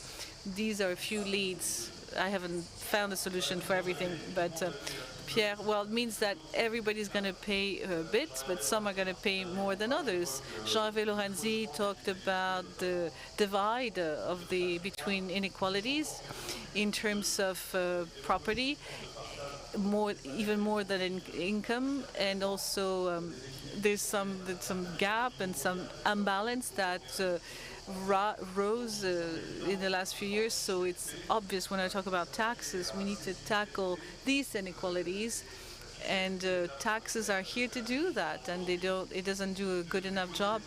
On the company side, we need to make an effort to fund major investments to participate in this ecological transition. Beyond the citizens and companies, there will be some issues that will be raised among the employees themselves. But we need to look at the real issues of French economy today, otherwise the cost of the transition will not be supported by everyone. We have a major problem of productivity in France today. I think there's a lot of debate about it in this rencontre. This problem of productivity is linked to two things. We don't invest enough in training, in skills, and we don't invest either in research and development. There's some side issues, which is the internship and all that. But the two major questions remain investment in R&D and investment in training. This is very worrying. And why do I say that? If there's no more value creation or creation of richness, and that's what productivity is about. Productivity is about, we only think about cutting jobs, but if there's not enough richness being created, the reforms that I mentioned are going to be very hard to be supported by the population, and they will fall upon categories that are too modest to accept them, and will have the form of revolts that I mentioned. So I would like to add something to what Frédéric Farage said. You proposed several leads and several systems to pay the cost of this transition, this ecological transition. Do you think that this breakdown is fair? No, right now it's not fair at all, and that's why we see all these crises, these social crises. But I think Pierre answered on the social part within the country. I focused on the international side. side, because it was the first, it was your first question about the just international justice. I see two major ways that are opening up to us: what comes in and what comes out of Europe. And what comes in, it's a need to protect our borders in face of the products that penetrate the borders and whose price does not have any CO2 component in it. I know the problem is being addressed, but the AMSF directive is only going to start in January 2026. The second aspect is, I would say the other way around, is Europe is the polluter. So it's among one of the emitting countries, and it's to the detriment of developing countries that are not emitting CO2. Well, you're taking me on the side of my continent, Africa. As you said, it's a continent that doesn't emit a lot, but yet it is faced with climate change in a very strong way. We saw it in Nigeria 2 weeks ago with about 20 or 23 dead people, deaths. We saw the same in South Africa. It was 200 deaths. What do you think of the principle of polluter-payer, and how do you apply this principle at the international scale? Beyond this principle of polluter-payer, it's part of the balances that I mentioned. If you talk about Africa, you have to accept the fact that Africa has some development goals that Europe has gone through for a while, and maybe an impact that is not always positive by developing some forms of industry that are more polluting than others, and that Europe and the most developed countries in Europe, but the US as well and China, make considerable efforts to mitigate those efforts. Are these efforts significant enough if we compare them to the damage that they create? We need to think that the efforts that we're going to make to support a fair transition are going to be costly. They're going to be costly from a social point of view, even if I plead to help to avoid more inequalities. If we don't do anything, there's going to be an even bigger divide between people. If we do nothing in terms of ecological transition, creates a development that's even more important of inequalities. So sometimes we need to be bold and slow down some developments and encourage some that may seem a bit irrelevant, like we need industrialization in Africa as well. They're not only going to develop services. There's a lot of things that they can do in the industry sector, and they try to do it. And the Chinese have done it for a while because that brings value. And we should not scream at the development of these industries, shock a few people in our countries that have been industrialized for many years. And that's what is difficult.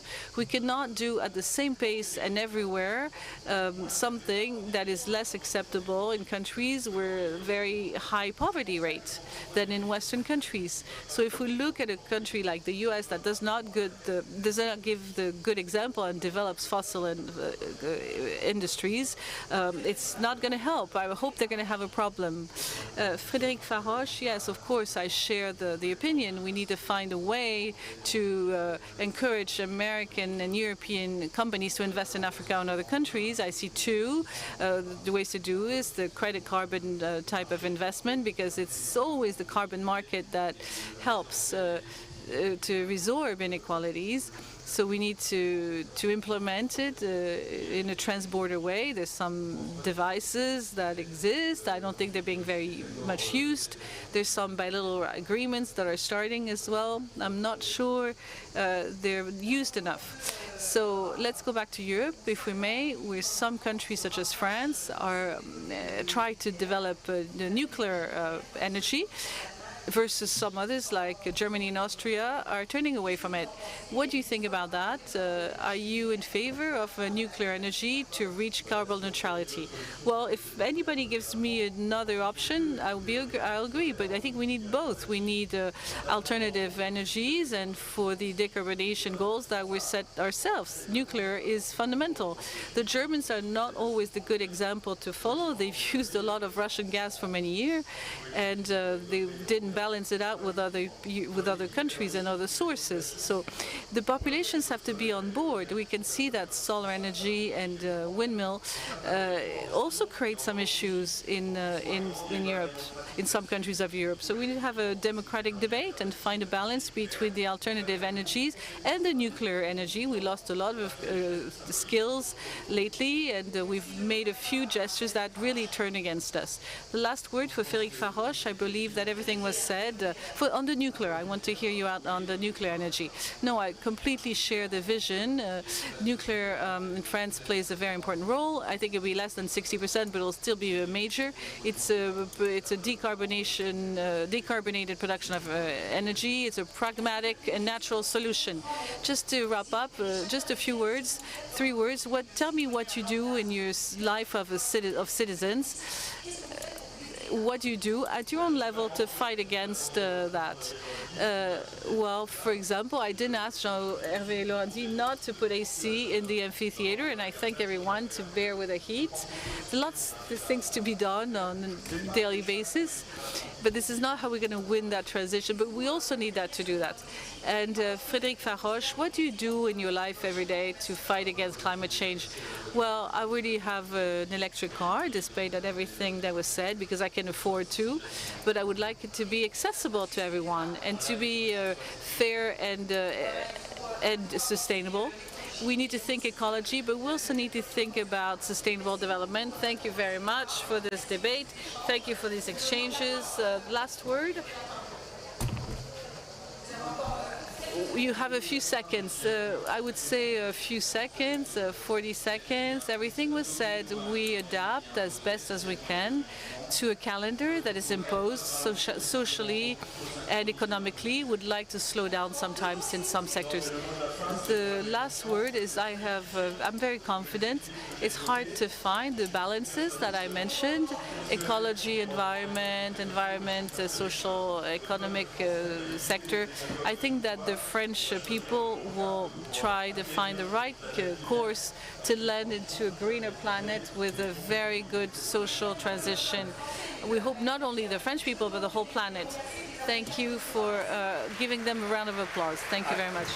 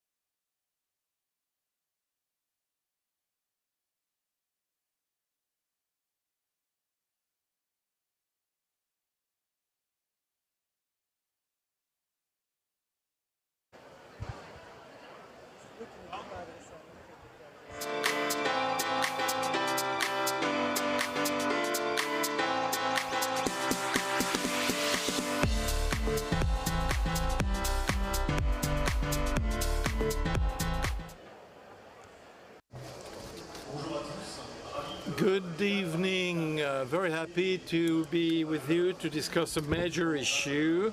Ever since the second mandate of Donald Trump, we don't know what the world is all about, who are the allies, who are the foes, who are the enemies. For business, the happy globalization is over. There is no longer any one small world. There are geographical zones which are just as many zones for industrial strategies. We Europeans will have to learn to rely on ourselves. This is what Donald Trump is kind of hammering on us, which kind of a wake-up call as well. And what's worrying today is to see how far, how long this separation could turn into a divorce. Hence, therefore, the very subtle title of this conference. We love this, you know, in the Cercle Economist, you know, the fiction of the Western Bloc. It's not a question, you know. It's you know, is there such a thing as a Western Bloc? Deal with that. So tonight we have the best expert to deal with this. So Bruce Andrews, former Deputy Secretary of the Ministry of Trade from under President Obama, and is also member of the Strategic International Studies. Jean-Claude Barrot, Jean-Noël Barrot, Minister of European Foreign Affairs. Ilham Kadri, Director General of Sciences Co. SA. Unfortunately, she's suffering from she's delayed by the strike. Ross Mike Innes, the President of the Board of Safran.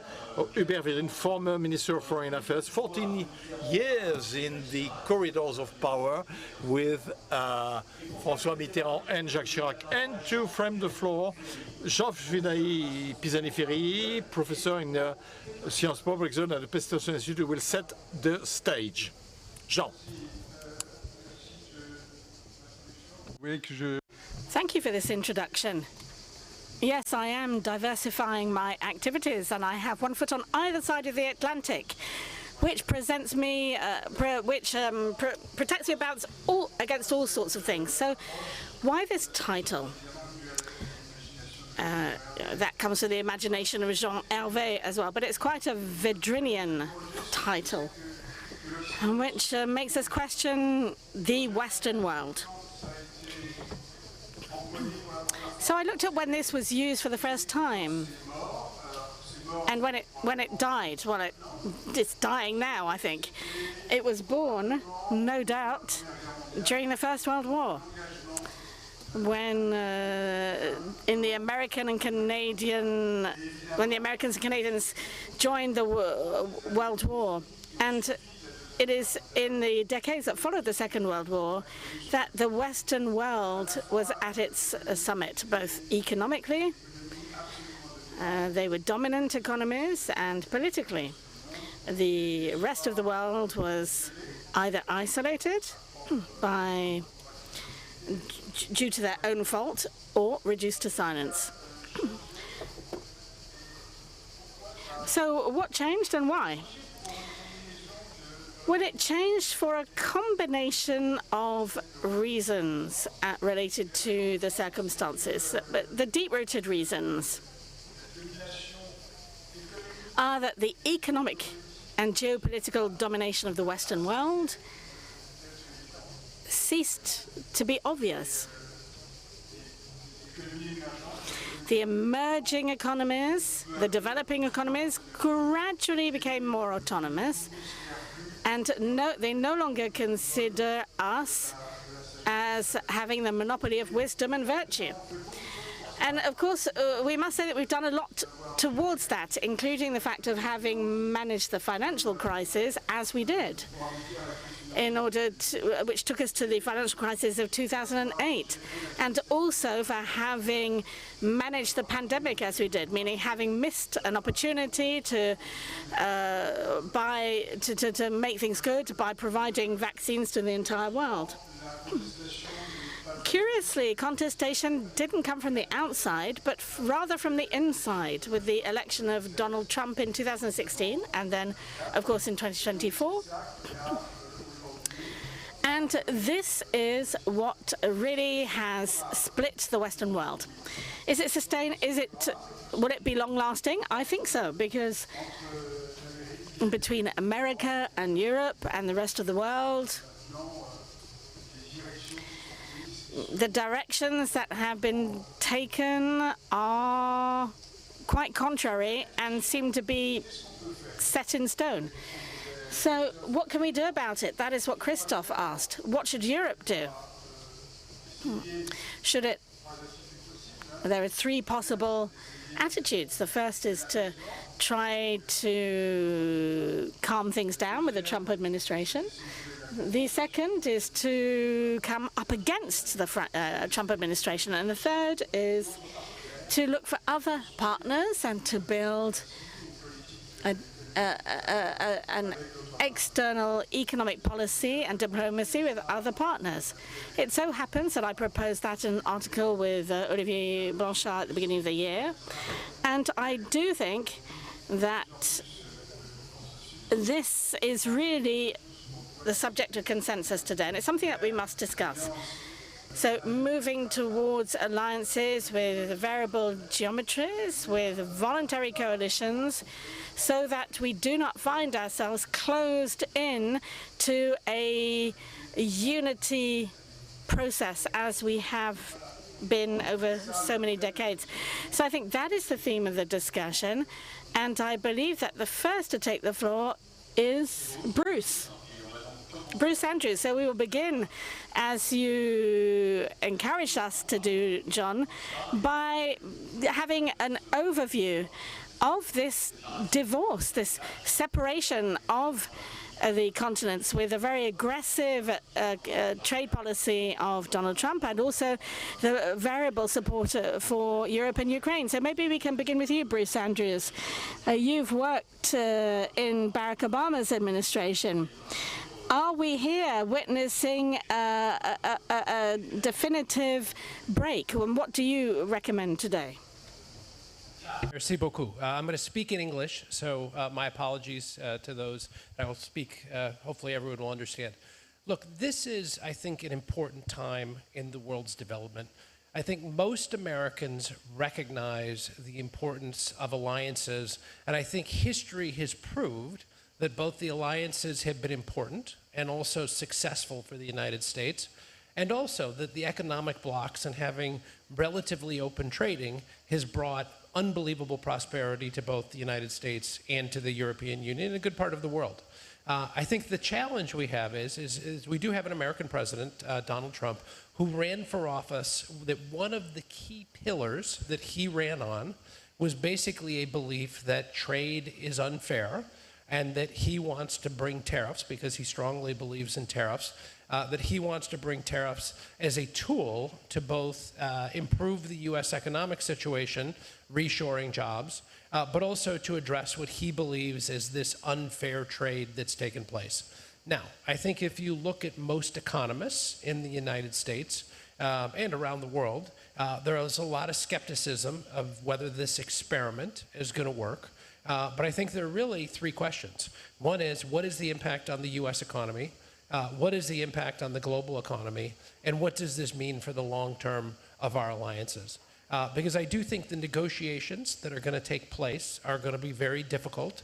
We've already seen the stress, not just between the European Union and the United States, but Japan, Korea, other traditional allies of the United States who, for the first time, are having to have a dichotomy between their security relationships and the economic relationships with the United States.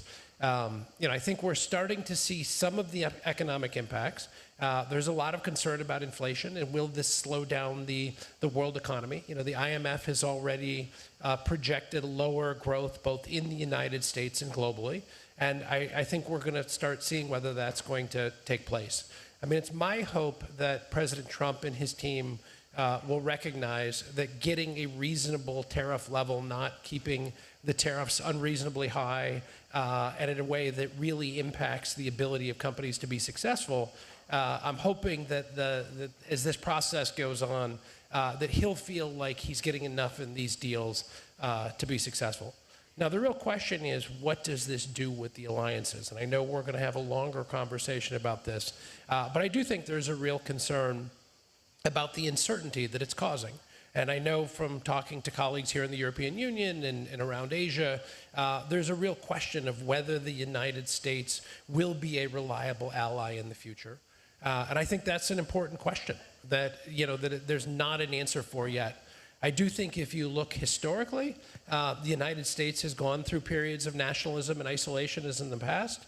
And I think it's at least my hope that we'll come back to recognizing how important these alliances are and how important that the trading relationships being successful and being mutually prosperous rather than just being zero-sum where, the United States needs to gain something and Europe doesn't necessarily see it as in their interest. And I think a lot of the allies, and I think part of the reason these negotiations are proving so difficult is because, traditional U.S. allies are saying, this has to be win-win. This just can't be you win and we lose, but we've all got to win and we've all got to find an agreement that serves everybody's interests here. So I do think we're in for a period of several years, but I think there's a question about whether the MAGA view of the world, and particularly this hyper-nationalism and also isolationism, is that something that's going to carry over the long term? Because I think if you look at the course of history, generally the world and events intercede and cause countries to need to work with alliances and for us to be able to work together. And if I look forward, I think that we're going to start seeing that over the course of time. But I do think the next couple years are going to be a period both from an economic standpoint, but also from an alliance standpoint of real and challenging uncertainty. Merci beaucoup, Bruce. Effectivement, c'est la... Thank you, Bruce. And this is this is the question, the key question of the next months and the next years. Jean was telling us earlier on that this was the end of a period which started at the end of First World War, the end of an illusion of a Western Bloc. Is this your opinion, Ross McInnes? Absolutely not. I think that John's chronology is not right. The Western unity goes back to the Lumières in the 18th century. So why are we raising the question of fiction? Why this question today? Well, obviously because of the American administration that we are shocked by, because of the tone and the hostility that is directed mainly to their oldest allies. And the closest historically. Having said this, Western values are not a fiction and have been a reality since the 18th century. And I'm not afraid to confirm this. The lights are Western, they're values and they form unity. It's true that sometimes, here or there, there are blackouts, but these lights, those who are deprived of these lights are envious, and that's not a fiction for those who are seeking to join us, sometimes at the peril of their life. Not many migrants want to live in Russia or China. The current difficulties, and they are current, are mainly of American origin. They can feed doubts, but a little bit of historical depth should allow us to keep our sights and to keep up morale. And what's happened today has already happened on a number of occasions to the United States. Just to remember Joe Wilson, who sabotaged the Treaty of Versailles, but nearer to us, let us reread Perfit, who noted General de Gaulle, quote, "The Americans decided to abolish their allies." And de Gaulle, once again, for nuclear, we owe nothing to nuclears except for tripping them over. So despite the disappointments of the current times, I'm convinced that Harvard will survive Trump, Oxford survived Cromwell, and Sorbonne survived Daniel Cohn-Bendit. So it's in the name of these common values that as we must be united. And what do we have faced with us? We would say BRICS, I would say Brick and Brock. Of course, a certain democratic progressive states, but coupled with authoritarian regimes. And at the head of this, a few old, sympathetic, nostalgic, who are nostalgic for the Russians. There's a desire to criticize the Western world, which is the source of all of their misfortune. And I note that when they're chased away from power, where do these people take refuge? In the Western world. And we see them reading the local newspapers. That's what we call, somebody from the third world reading the World magazine from France. So maybe we will have doubts that from the United States, but as Europeans, we have the opportunity of making Europe that is the origins of light, an example of stability, economic cooperation, social cohesion, creativity, and academic freedom. So after this optimistic confirmation, one question. In what state will we find the teenager that has spent 4 years in prison? Of course, the transatlantic relationship will be different. We will have to prepare for this, but that will be for the second part of this discussion.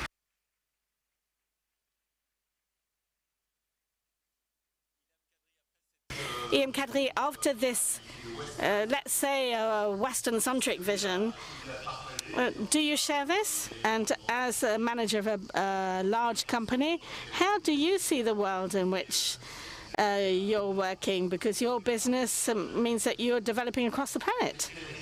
What analysis do you make of this? Yes, thank you.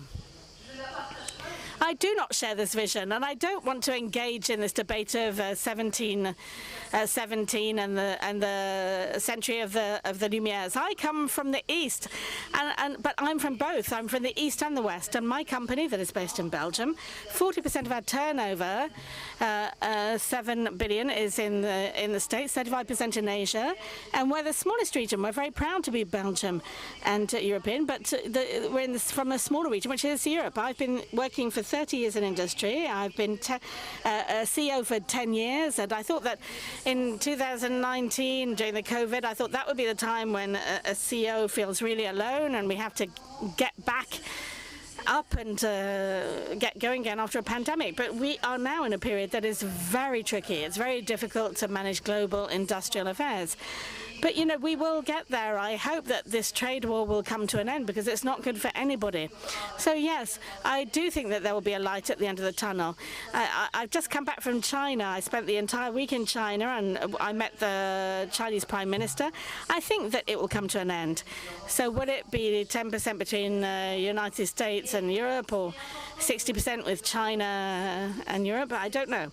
But what is important is to recognize that the globalization in which I grew up is changing. I don't think it's the end of globalization, but it is. There will be change. So to talk about Europe, Europe is struggling. Is struggling with industry because there's a problem of competitivity. In the chemistry industry that I represent here, more than 5% of production capacity in Europe closed in 2022-2023. And there are more announcements coming, so there's a problem of energy, 4 to 5 times more expensive than in other regions. There's bureaucracy. There is this whole lack of facility, red tape, and so we've done a lot in the chemical industry. We really we launched an Antwerp declaration in 2024-2025 for Europe. There's the Draghi report, and I'm sure that you're familiar with this. More than 400 pages that that say that 800 billion are necessary in investment for the rebirth of European industry. So Europe today is sort of caught between a stone and a hard wall. I think the best thing that could have happened to Europe was the election of Trump, because this election is really shaking things up. And the problems that Europe are experiencing are not because of Trump. It's because structurally things had to be done. And that's the dream of Delors to bring Europe alive. But monetary Europe exists, but industrial Europe doesn't exist, or the Europe of energy or talents doesn't exist. So we are alone, thinking, what Europe do we want? not a Europe with ambitions, but it's time to get down to work. And we know this thanks to the Draghi report, etc. Europe needs China, needs the United States, and maybe we can talk about that in the second question. It cannot do without China. China wants to invest in Europe, in the industrial sector. So it would be a tremendous asset for Europe to do something different. But the 27 member countries must all come together and have a united front and create this Europe of energy and industry.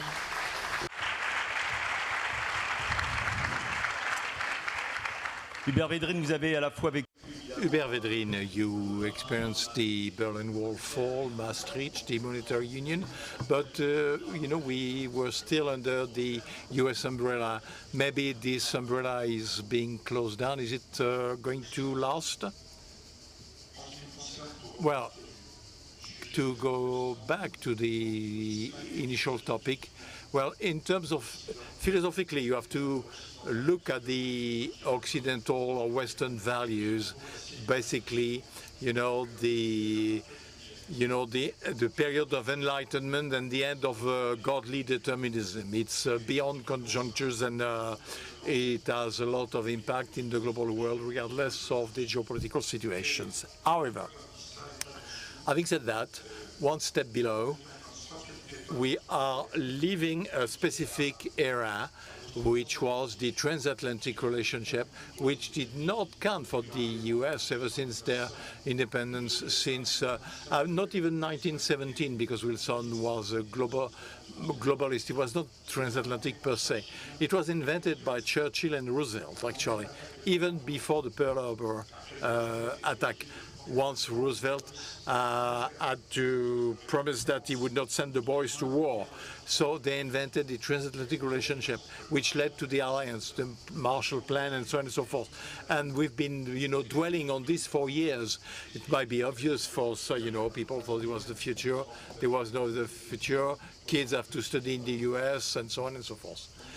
No other solution. So the Europeans were on the first line when the Trump challenges the entire process, because for a long time the Europeans believed in international cooperation and multilateralism and so on and so forth.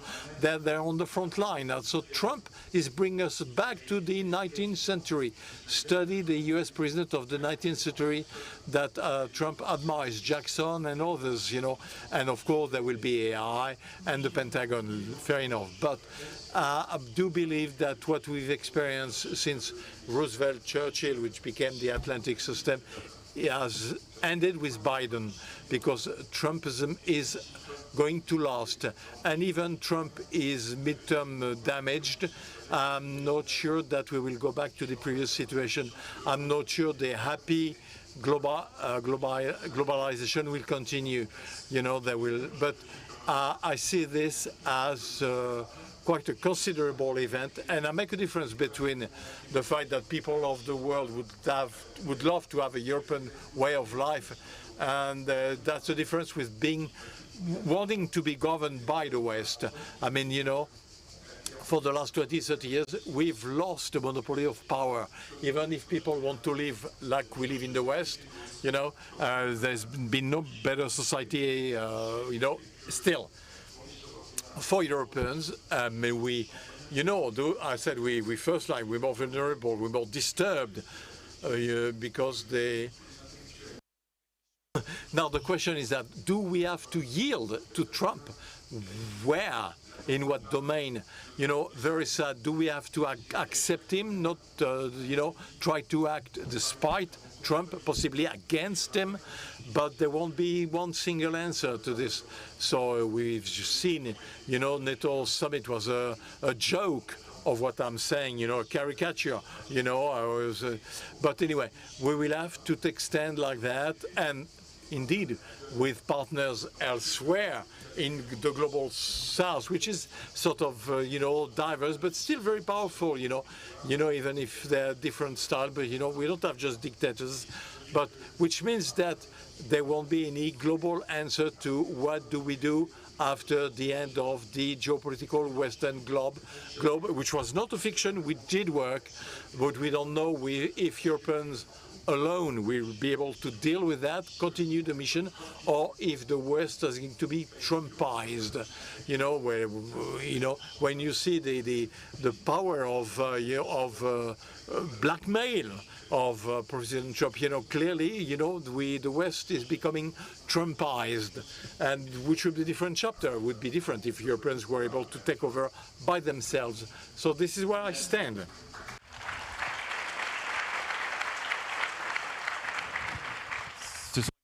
Thank you. Of course, these are as many questions for Minister Jean-Noël Barrot. You were there for the NATO summit and the G7 summit. And do you have the feeling that you were part of a unity with the United States?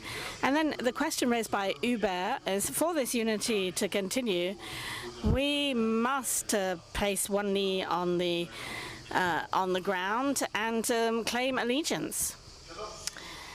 First of all, I'm very honored to share this stage with the illustrious speakers who came before me, and in particular Hubert Védrine, who came before me in the ministry. And the privilege of a minister, an acting minister, to benefit from his experience. The privilege of the former minister is that he can speak freely, and also he is not obliged to wear a tie, which, given the quality and the warmth of your welcome, Jean-Louis Lorenzi, is absolutely out of this world. So to answer this question, I would say three things. The first is that there is no Western unity, just as there is no global South. These concepts are political concepts which do not have any physical substance. Among the 21st economies in the world, 7 are geographically in the South. Among the 10 main greenhouse gas emitters, 5 are in the north and 5 are in the south.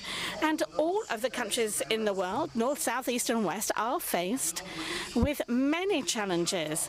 That of migration, in particular, that are concentrated between countries of the south.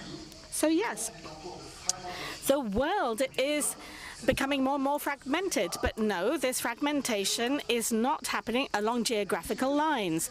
The break lines are not the partisans of national order founded on rules, multilateralism, cooperation, and the others, the partisans of the law on one hand and the partisans of force on the other. And you've understood in which of the two camps we reside.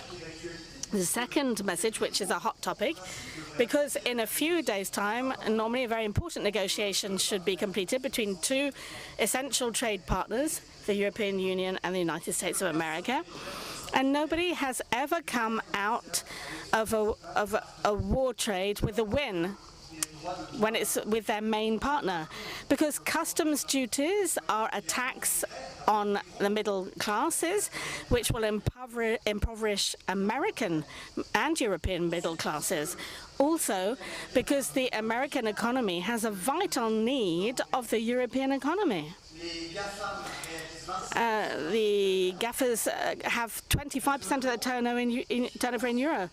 The Eurozone funds the United States of America worth 3,000 billion euros due to the direct investments of America in Europe. And American universities have a vital need of the brilliant minds from Europe to teach and do research in universities, even though, thankfully, the Cercle of the Economists managed to retain a certain number of these talents so that they can live their vocation in France. And finally, because if the United States were to continue to want to impose prohibitive customs duties against Europe, we would have no choice than to do the same. It's a question of credibility. And as we said, we count on the Commission to come to an agreement as soon as possible to dissipate any uncertainty, but an agreement that is balanced, that respects our interests, but it's a question of credibility. The third message is that let's stop asking what the States will do for Europe and let's ask what we will do for the States, and in particular what we will do to make it stronger and more independent in a century where it will need more strength and independence to defend its interests, its vision of mankind in the world, to defend the process of cooperation in the resolution of the major global challenges, and to defend international law and justice everywhere and always. If we find this strength and this independence, if we have the will to do this, then we will be joined by countries that come from the east, the west, north and south, and which, seeing Europe raise this flag, will be very happy to follow this example, because they are independent countries, and they want their sovereignty is important for them. So to a certain extent, Europe can be the antidote if we give ourselves the means and to fight against the brutality of the world.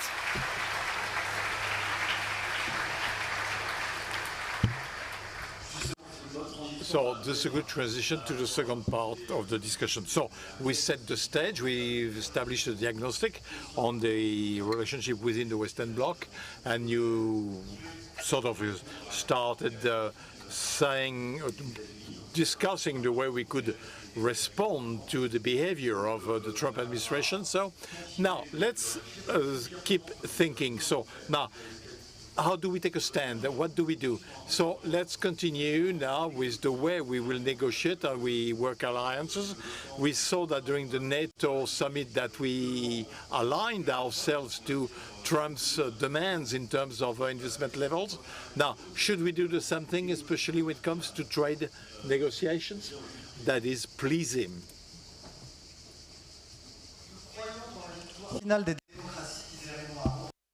We believe in the final victory on condition that it's something we really want. And European democracy has many assets in this new century to be on the right side of history.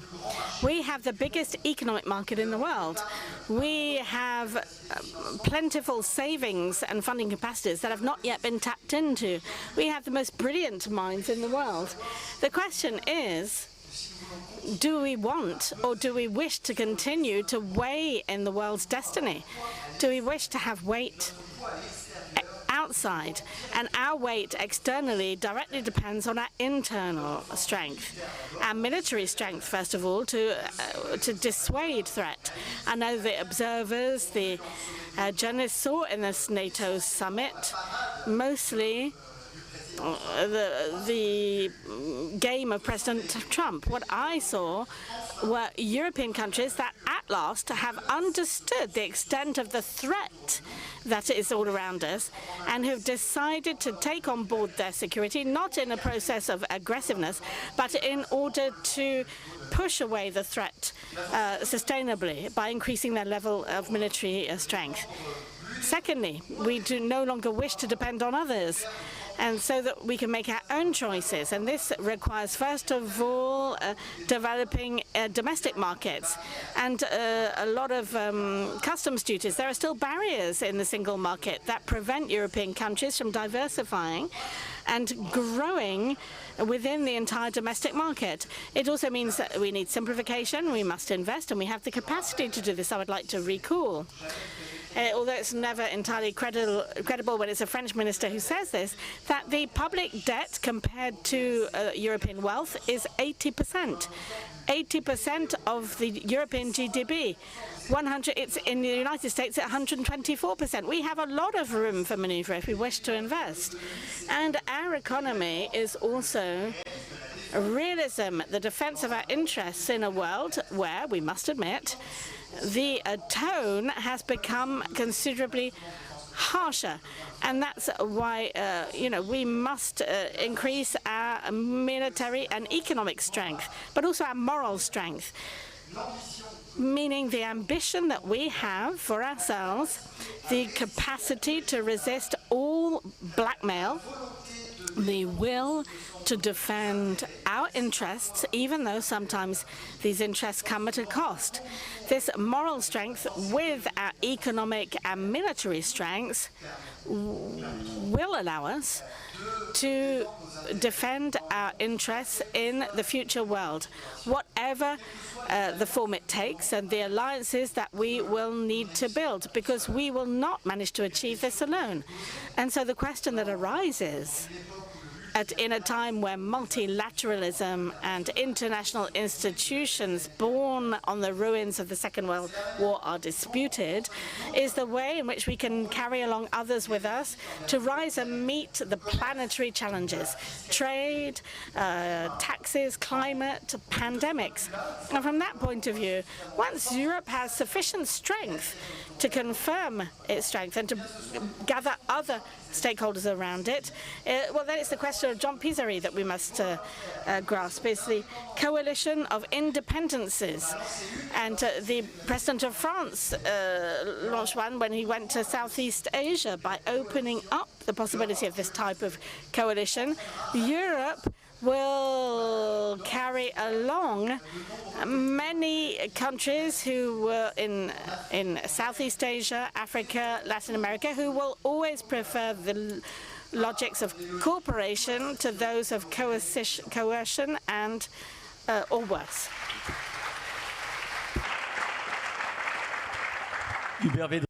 Hubert Védrine, earlier on you were saying that, in your opinion, Trumpism is here to stay, whether embodied by Trump or somebody else. Now, do you agree with Mr. Barrot to say that we should have other alliances? Yes. When I said it would last, I said we could see for years that within the U.S. popular constituent there is a rejection of globalization, telephones being manufactured in China, Democrats were actually pushing for Trump. So, they wanted also to stamp the progressism that's turned into a woke madness. So I do agree with Jean-Noël and what Jean Pisani-Ferry said. When it comes to an example of cooperation, clearly we have to look for partners. We have to reinvent multilateralism that would be efficient. The great example would be, but the true problem we know is the ecological clock. It's the most serious problem we face. The time, this is the time bomb of ecology. So this is, this is the. Maybe you upload because you're too hot and you want me to stop. Okay, fair enough. But anyway, look at the COP climate and biodiversity. If Europeans can, stop the problems of European population because the transition is too brutal, well, there is something to agree, a deal to do with Trump. But since we have to manage the relationship with the trade war with the US or the trade conflict, and in France, well, I mean, in France, Europe considers this a Trump menace more than anything else. So do we increase the budget for defense? Okay, maybe our businesses will react. But the point of application, which, it's to have different coalitions, and we need an example of coalition because Europeans are unable in the meeting of the two COPs. Can they have a leading position in a domain where it would end up with the Chinese? And we could find a synthesis between ecology, the scientific ecology, and development. This is an example. There are many others, but this is the example that comes to my mind. Ilham Kadri, you were saying earlier on that your activity is diversified, globalized. Can we do away with this geopolitical consideration when you are a global company like yours? No, we can't. No, we can't defy gravity, but our values, above all in chemistry and industry, are dependent for decades We lived creating global chain values and manufacturing low-cost products in China. And even though we decide to onshore some technologies to create a plant for advanced military material, it takes 4 or 5 years, which is more than the mandate of a president. So, you know, I think we should take advantage to forge new alliances, and that's what Europe is trying to do with India, with the BRICS. I think that BRICS today, or Africa, which is where I was born, and which is the last region and the last continent that is available for growth, and which is demanding technology. I think that the relationship between Europe and China is very important. China today, my 30 years of industry went from imitation to innovation. I started my career 30 years ago, and there was copy-pasting. And they asked us to do joint ventures with silent agents, etc. But they've learned. The best and cheapest electric cars are Chinese. They're BYD, the best batteries. They've created champions. Comac, you know, Comac is coming, so Airbus has to, and Boeing need to look out. So, Xiaomi do make telephones, but they also work in the automobile industry, and now there is the deep sea that is now cutting the legs off this Gen AI that we need. And so we must be careful. China today is a champion. Of course they have domestic problems, but that's not the subject of this panel. If I were Europe today, I would ask China to onshore their best technologies, just as China did 30 or 50 years ago. But, you know, their industry was built on industrial chains that existed in Europe. You know, Europe doesn't dare to ask people to build and buy in Europe. But by respect for the WTO, you know, we must change the way in which we forge our alliances, and we must turn towards these emerging countries. And China is one of the biggest consumer countries and the biggest innovators in the world. They need to invest. Today, there is a diversion of trade towards Europe with, you know, cheap products. There's a lot of anti-dumping, but this alliance must be built. But we must build it together. We must avoid fragmentation so that China doesn't discuss individual products with individual countries. That's what we must do. Also around defense, which is a very important thing for Europe. I can give you an example in defense. Europe buys a lot of F-35s. They're one of the best jet fighters in the world. But if we want to go faster, we must invest in a project. And we must have a European project and not to do it, you know, in isolated countries.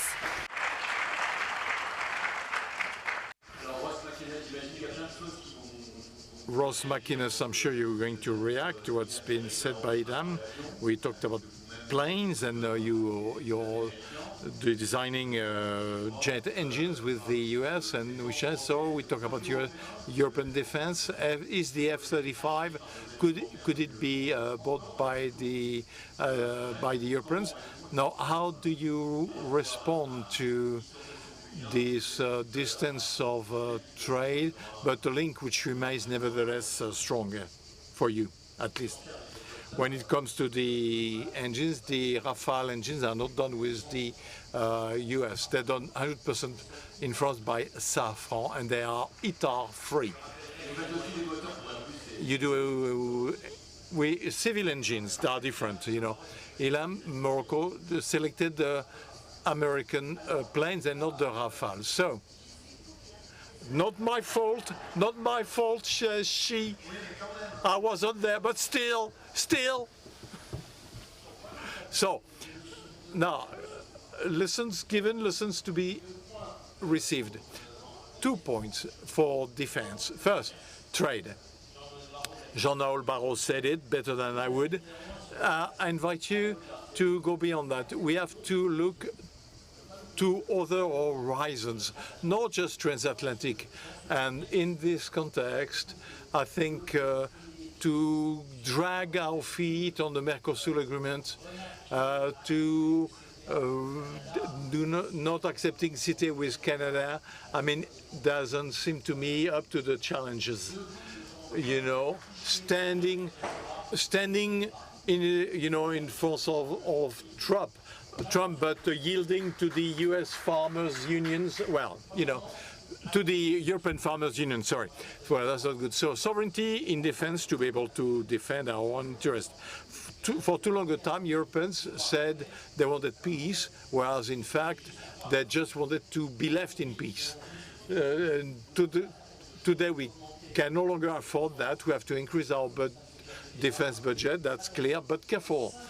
Within such defense budget, we need to increase the share of equipment or material and mainly, and this is essential, otherwise we'll let the fox into the hand. We have to, sorry, if we want to make the defense effort lasting. So European voters will not accept higher taxes, reduction of some social contributions. Well, if there is no jobs, quality jobs coming with that, but as a balance. But another point, such equipment have to be manufactured in Europe, but we are not going to be just a garage or an assembly line for US businesses. No, this equipment have to be designed in Europe, and the Europeans, and this is the case of Rafale, have to be able to use them as they see fit. In technically speaking, that we have to preserve what design authority, and this is the technical research upstream and R&D, which are more difficult to valorize politically, but without a full control upstream, we will just shift the problem and we will depend on the US in an unacceptable way. And since we closed a NATO summit where the Secretary General was amazing by calling Trump daddy. Let me remind you the phrase of the first Secretary General of NATO, Lord Ismay, who said, NATO is about keeping the Russians out, the Americans in, and the Germans down. So today, clearly, we have to update this, keeping the Americans in, the Russians out, and definitely make sure take the Germans with us full-fledged.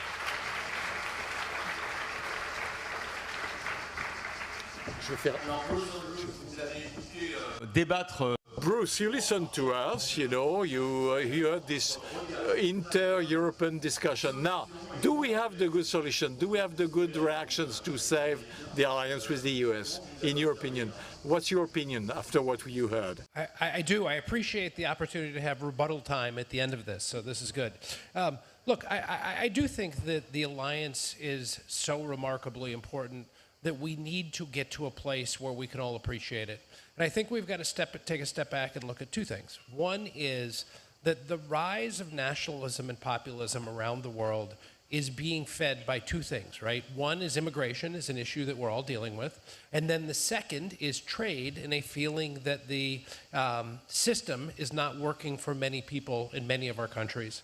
Now look, globalization was changing prior to President Trump coming in, between COVID, between President Biden trying to reindustrialize and reshore and friendshore a lot of technologies, but also recognizing in a clear way that there are challenges from China and making sure that the Chinese are competing fairly.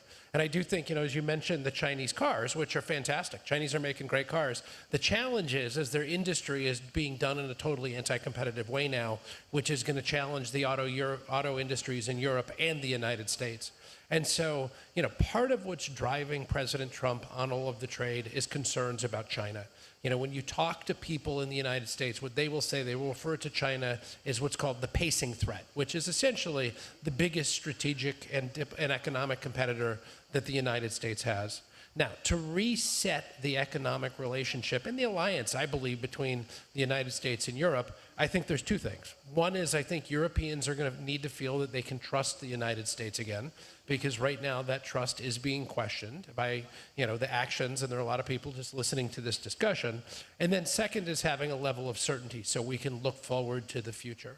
Now, I do think, and I was glad to hear the mention of the Draghi report, because I do think there are a lot of things that Europe can do, and having a strong Europe is actually good for the United States and good for the alliance. I can tell you when I worked for President Obama, we actually had a very senior level meeting in the National Security Council to talk about how we could help strengthen Europe at a time that we were concerned that we were seeing some of the fraying within the Union. And as you'll recall, President Obama actually came to Germany in the spring of 2016 because we had a real concern that Chancellor Merkel was weakening and that was actually not a good thing for the global system. Now, I do think we have to be clear-eyed about all of this, right? One is the defense spending, because this has always been an issue. In that trip that President Obama did, he raised defense spending to Chancellor Merkel, saying that Germany had to spend more on defense, and that's always been a feeling in the United States that we're spending more on defense than European countries are. I think improving European competitiveness is really, really important. I also think taking a look at the feeling that American companies are not being treated necessarily in Europe, particularly by the European Commission. If you talk to American technology companies, they feel discriminated against in Europe, and that's a real issue, and that's something that's going to come out in these trade agreements or trade negotiations. It's got to be discussed. I'll give you an example. Just last week, or this week, Apple announced that they're not going to roll out some of the features of the Apple Watch in Europe because they feel like the European Union rules prevent them from offering things that they want to be able to offer consumers. So these are the types of things that are going to have to be addressed to help smooth out some of these things in the bilateral relationship.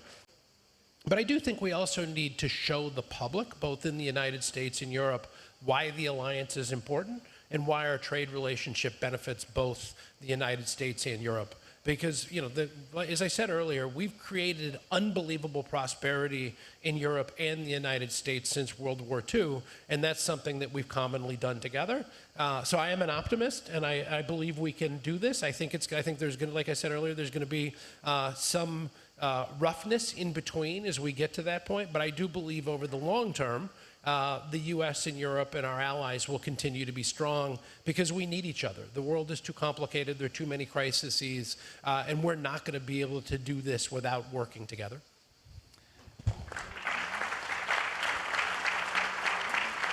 Merci.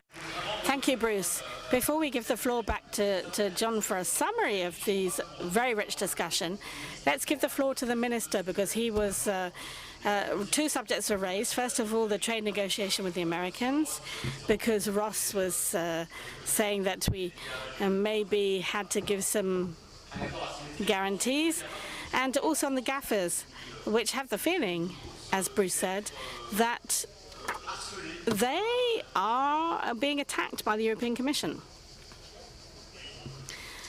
Yes, well, on the trade agreements, Ross is right when he says that the European Union must turn to these regions of the world. As I was saying earlier on, Southeast Asia, Africa, Latin America, that continue to believe in the benefit of a free and regulated international trade, as we also believe. Only for farmers, wherever they producers, and in particular farmers, we've established a certain number of rules, and we cannot open wide international trade without looking at without ensuring that our trade partners also respect a certain number of rules.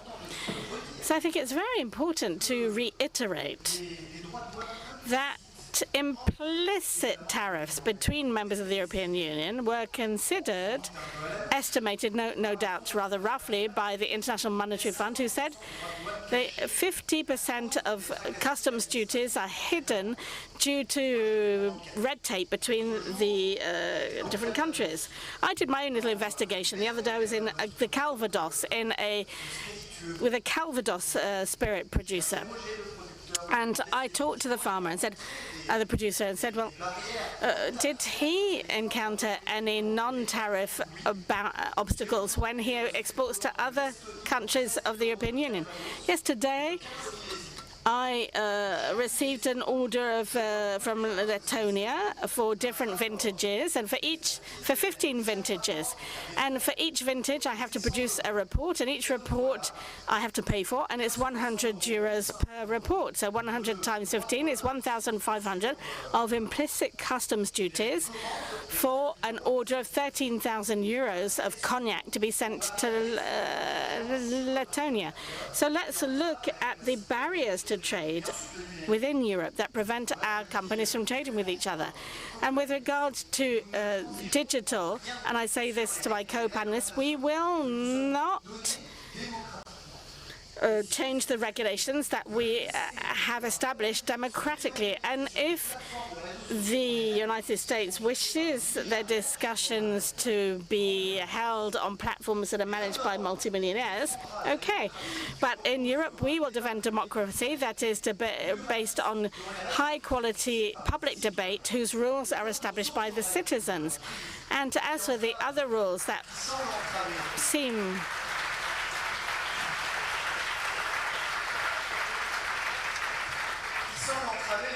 to hinder the activity of certain digital majors in terms of antitrust, well, once again, if the United States want to allow very large American companies be in such a state of monopoly that there are questions of democracy, okay, but we will not accept this because this is one of the founding principles of the European economy. Fair competition that allows innovation to develop and which allows the consumers not to be imprisoned in services offered by companies that are in a situation of monopoly. So our position was very clear, and I think that the European Commission heard this. There is no way that the digital regulations that we have adopted in recent years be put in the trash.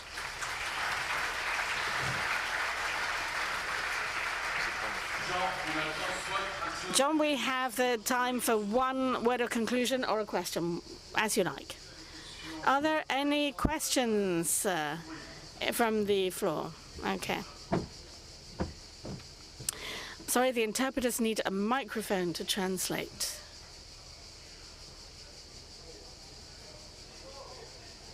I'm afraid...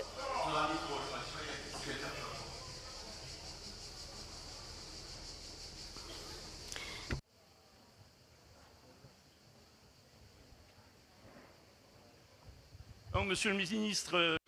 Yes, Minister, I have a question for you. And the legal consequences can be very serious. I lived for 10 years in Ukraine. I've just come back from Russia.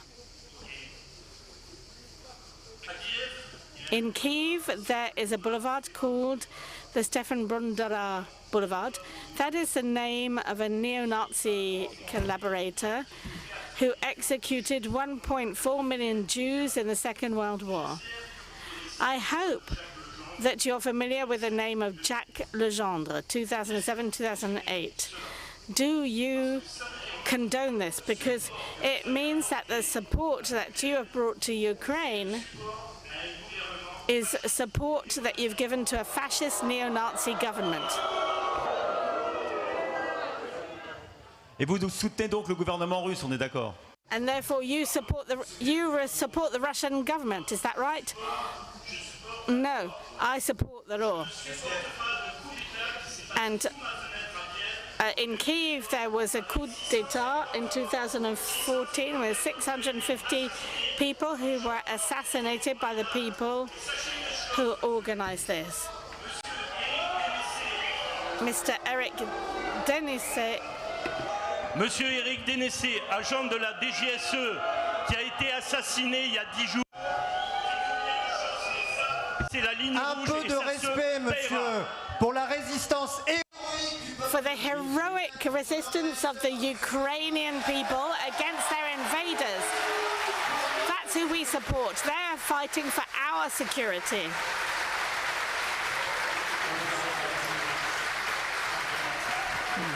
We're going to take another question quickly. This was not the object of the debate.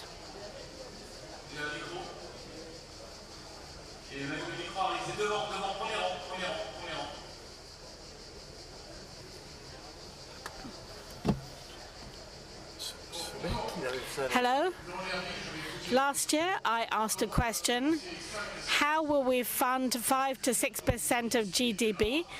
And the minister said we will tax airplane tickets. So I will ask the question differently. Since the Draghi report, plus 600 billion, and so 800 billion and all of the rest, everybody said that we must forge alliances with whom? Nobody said with whom? With Australia, New Zealand, Japan? So, dear Minister, you're very busy, and you might not be able to see what will happen in 7 to 8 years' time. Can we fund all of this and extend the European Union to the Balkans and Ukraine? Are we going to Europeanize NATO, whether there's Trump or not? Can we do this? So do we have the means of funding all of this? You said that's a question to a future prime minister. Well, I'm not concerned anyway. So let me tell you that the answer to your question is very simple. The first minister, François Bayrou, prime minister, said it, on April 15 during his press conference, and it titled "The Courage of Truth." What we need for these additional expenditures in defense and to finance the adaptation to adapt to climate change is to produce more. And to produce more, we need more work, and for more work, we have to be in a larger number to work. So this is the key when you compare France with other countries, which would make it possible to find a margin of maneuver to finance such efforts we need. So, just one word of conclusion. This discussion, the question asked by Jean Hervé, I think we've answered that. I mean, we answered, we do have a common cultural heritage, that of enlightenment and Lumière, but now politically we are kind of shifting away, moving away, drift, and this is going to last possibly. So this was the first question that we had to respond. Now, second question, and that was mentioned several times, you mentioned that the Draghi report and the Letta report are not sufficient. Well, it's not enough to pay a tribute. It's not enough to yield. They have to be implemented. And this, in my opinion, this something is, well, it's about a year now that the report has been handed over and nothing much is happening. So this is the problem. Third question is that of the way we behave in a world where the NATO is no longer the pivotal element of the Western world. And the answer to that question is that other here have mentioned, and Jean-Noël Barrot mentioned the idea of variable geometry alliance or coalition. Well, that's quite essential, especially including on climate. And it is with China and Brazil that we will have to work out a partnership. And for other topics, well, it will be with others. So let's see how we will develop our new strategy for multi-partnerships. Thank you all. Have a good evening. Bye-bye.